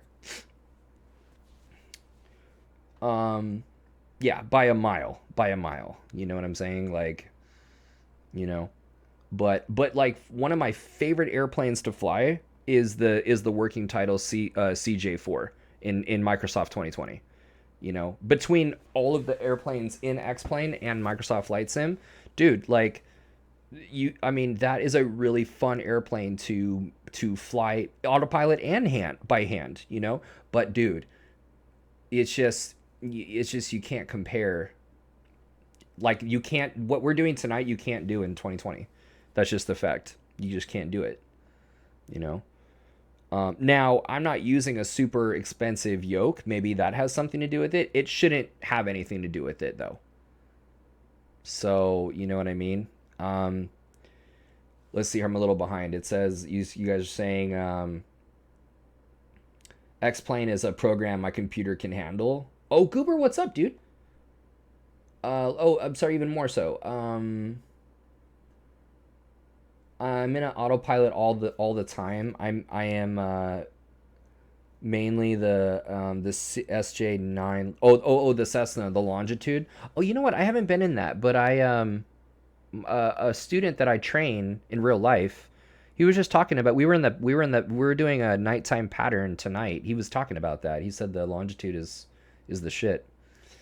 But the CJ4 is fucking the bomb. That is the truth. That is the truth. But again, that's working title. That's not even really architecture wise. Like, that's somebody else working hard to make it dope. Also, Microsoft Flight Sim flight model had never felt right to me. It's jumpy. Zach, it's jumpy, feeling hard to be precise, and it's like, whoa, whoa, whoa, whoa, sometimes, But bush flying, yep, single prop, and of course bush flying is beautiful in Microsoft. the rivers and the forests and the mountains and stuff. And of course, dude, you can't beat it. X-Plane can't hold a candle to the scenery, but if you're not there, if you're here to do IFR training, we have no scenery right now. We're literally pulled up to the instrument panel to do some fucking work. That's what we're here for. So dabble around with the fly-by-wire, the A320. Is beautiful in that sim, but that's about it. Although Microsoft Flight Sim is great to practice across country, absolutely, 1000% Nexus, and gauge whether an unfamiliar airport will look like. Great for VFR nav. You could take a VFR nav log and go do a cross country and really look at how it's gonna look. Working title, both Garmin and planes. Working title tries really hard, but they still have a mound of work to do. Oh, really? CJ4 from Working Title is very realistic. I will give it that. G1000 NXI. Oh, is that right? I actually had no experience, so I'll take your word for that. Yeah, it's easier to learn than fully fledged big passenger plane. It's my training plane. You're talking about the Longitude.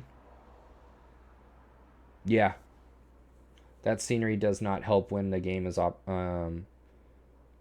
when the sim is released. It was buggy, but descent performance. Gotcha. Yeah, totally. Um, okay, so where are we at? Let's look at this here. So, we're behind. That's right. So what I'm gonna do is, looking at our problem here, we are over 180 degrees. We're over here at 135 degrees of heading change. Where we had the bug up here, 135 degree, or excuse me, 180, what is that, 220? We're at like 220.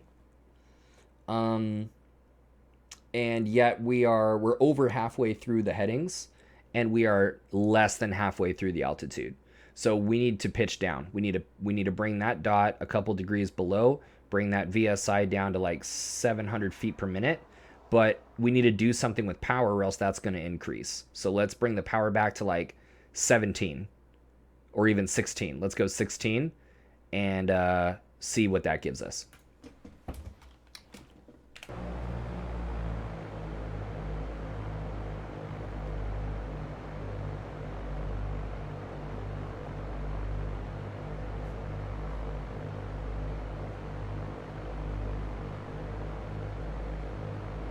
And then what I'm going to do is go half standard on the rate. And there we go. We've settled it down.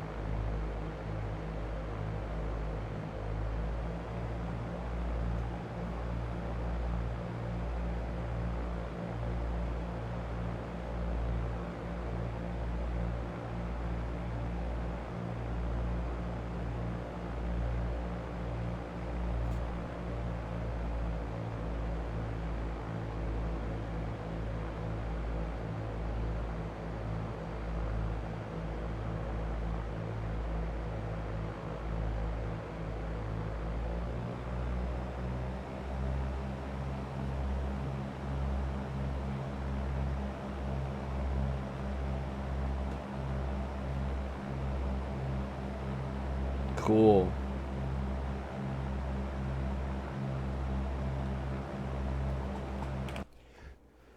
Um, Dude. Okay, you guys. Let's see here. Yeah,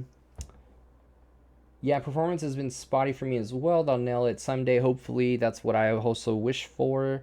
Realistically, Microsoft Flight Sim needs to cook for another 2 years. Yeah, probably. I think it's gonna be great if they could do that. If they could make it like this, dude, they would just clean up, dude. They would just own the whole thing.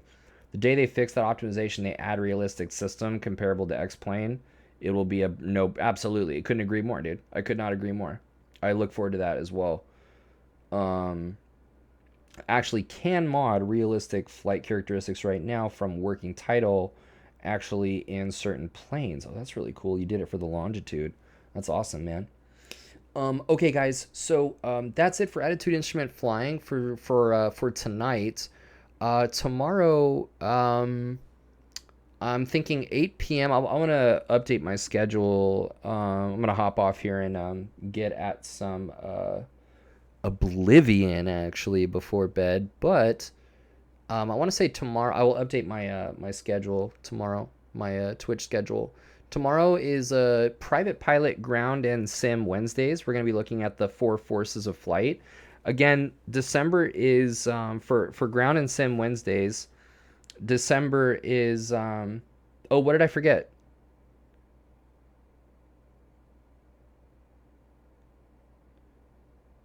Oh, Jesus Christ.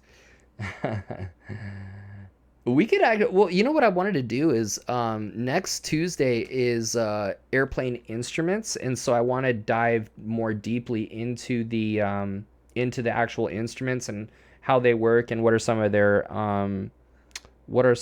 their errors. And then I want to do some of the advanced instrument flying, like attitude instrument flying again. We'll look at attitude instrument flying, but look at like steep turns. You know, we'll look at slow flight. Um, we'll look at maneuvering in slow flight. You know, maneuvering in slow flight on instruments is real deal. You know, maybe we'll look at some stalls, some stall recognition and recovery, and you know, we'll look at some advanced maneuvers next Tuesday. But like I said, tomorrow is Ground and Sim Wednesday. December is aerodynamics themed for the private pilot. And so the last week was about angle of attack and how lift is generated. That was a great class. Very interesting. And so then tomorrow we're going to keep that aerodynamics theme going and talk about 4 forces of flight. We're going to review what lift is and how lift is generated, but then we're going to talk about the other forces. We're going to talk about weight and center of gravity, the way that weight and like center of gravity affect the stall characteristics of the airplane. We're going to talk about drag and the different types of drag. And we'll talk about thrust. It's going to be really great. And then stop by on Thursday for Flying Skills Thursday. I'm really tempted to just do another DCS day. But right now I have a cross country from Long Beach to Palm Springs. Now for that, dude, I'm not opposed to doing that in Microsoft Flight Sim at all. So we'll see how that goes. Tomorrow, I want to say 8 p.m. Pacific. Yeah, 8 p.m. Pacific. But just check back. I'm going to put my schedule up tomorrow, and it'll be out there, and, you know, it should tell you your local time. But I'm really glad that it sounds like it was a good refresher for you guys, and attitude instrument flying is so fundamental and so important. I'm really looking forward to next Tuesday because we'll do like advanced maneuvers, but I mean, we could even do VOR, intercepting and tracking. We can do some approaches and really look at and build off of attitude instrument flying. Really, really good. Okay. VFR,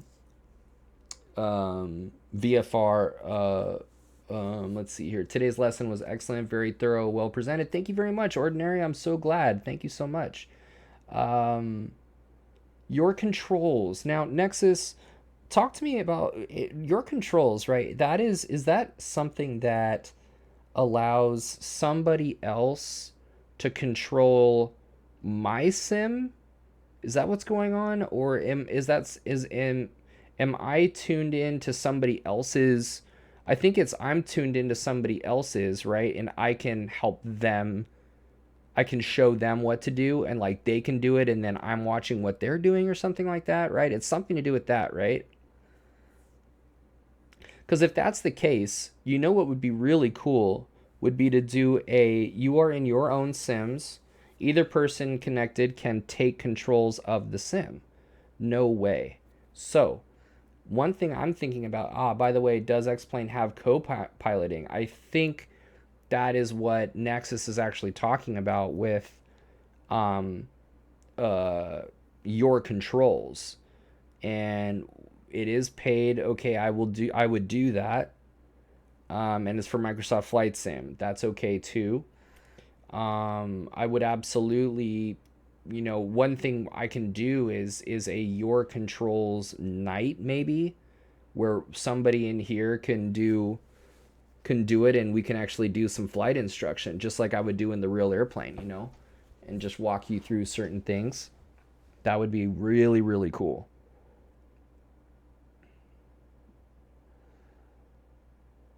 Your controls is free. I see. Officially working on co-op as well. Believe it should be in one of the free updates in the future.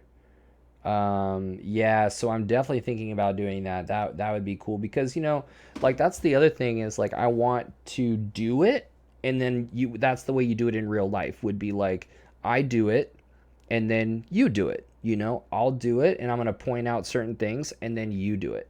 And then as you do it, you make certain mistakes and I like talk you through it. That's how you do it in real life. And then you like, hey, wait, can you show me that one more time? And I go, yep. And then it's my controls, right? And then I do it. So that would be an actually like a lesson, like a flight lesson that we could do. And that would be the shit. So I will absolutely look into that. Matter of fact, I'm gonna make a note. My notepad's somewhere, but I'm gonna make a note of that. Your controls from the other pilot. So it's really easy, Nexus. You're saying that it's very easy that you can take controls, you know, very, very rewarding tool. And I absolutely would do that, dude. I think that sounds so badass.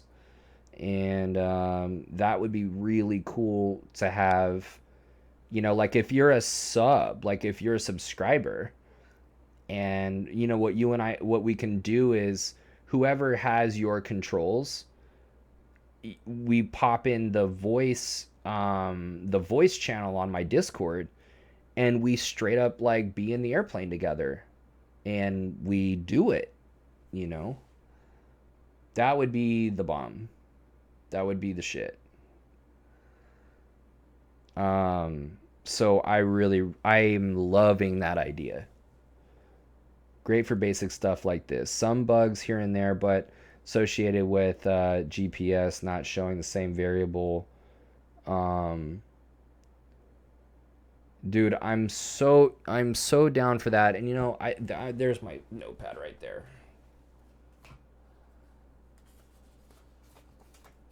So I'm gonna say, let me move this here. So your controls.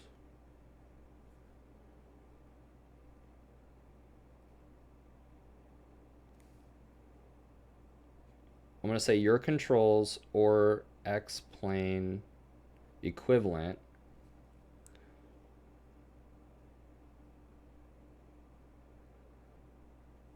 night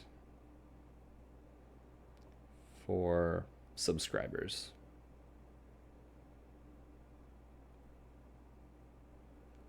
I love that idea.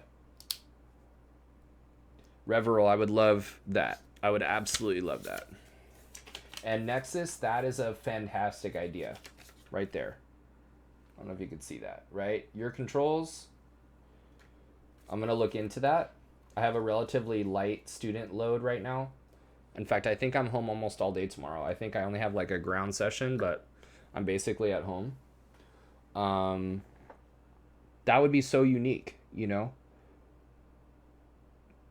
Oh, just to reiterate, X-Plane 11's dual cockpit plugin is called Smart Copilot. Gotcha. X-Planes is paid, Microsoft Flight Sims is free.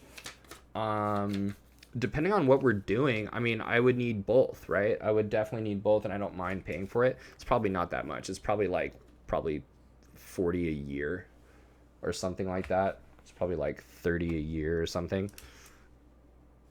And I'm going to say, so your controls for Microsoft Flight Sim. Are you for real, dude? Oh my god. I'm going to like get it right now. That's ridiculous. Come on, y'all. All right. And then, so what did you say? You said Smart Copilot?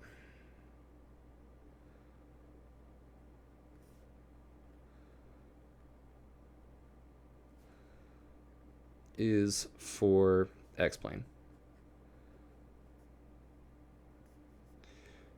I'm going to say research. I'm going to yell at myself. Research.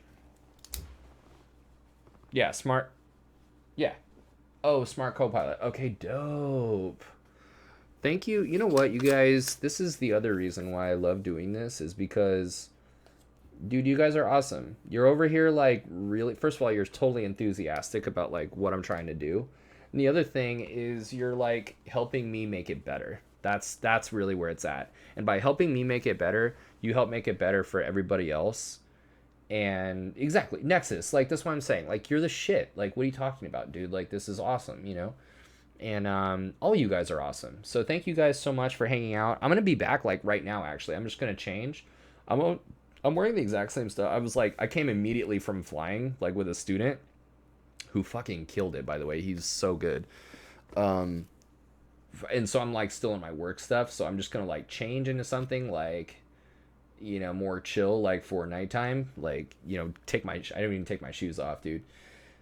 Um, and then I'm gonna be back to I'm gonna put my yoke away, and then I'm going to uh, play some Oblivion, dude. Now here's the thing: is tomorrow I think I have only ground, and so I'm gonna be back probably tomorrow in the afternoon to do some like kind of hardcore IFR stuff. Maybe some GA, but I'm thinking either some Microsoft Flight Sim, some like maybe some CJ4. Maybe we go into X-Plane and we do the Pilatus. I haven't been in the there's a Mustang. There's the Citation Mustang that I haven't been in a while, so I kind of miss that. I miss actually flying IFR with some ATC and stuff, and like getting in there using some procedures. So I'll probably be in here in the sim tomorrow afternoon, so I hope to see you guys there. And thank you guys again so much for hanging out and for making this sim so these Twitch sessions so awesome. So minimums, ILS, mist, divert, RNAV, circle the land. That's a lot of shit, Nexus, but you sounds right to me, dude. Yeah, have a good night, man. Have a good night. Well, I'll see you guys if you guys want to hang out. I'll be right back. I'm gonna do Oblivion, so I'll see you guys. Hopefully, see you there. All right, take it easy.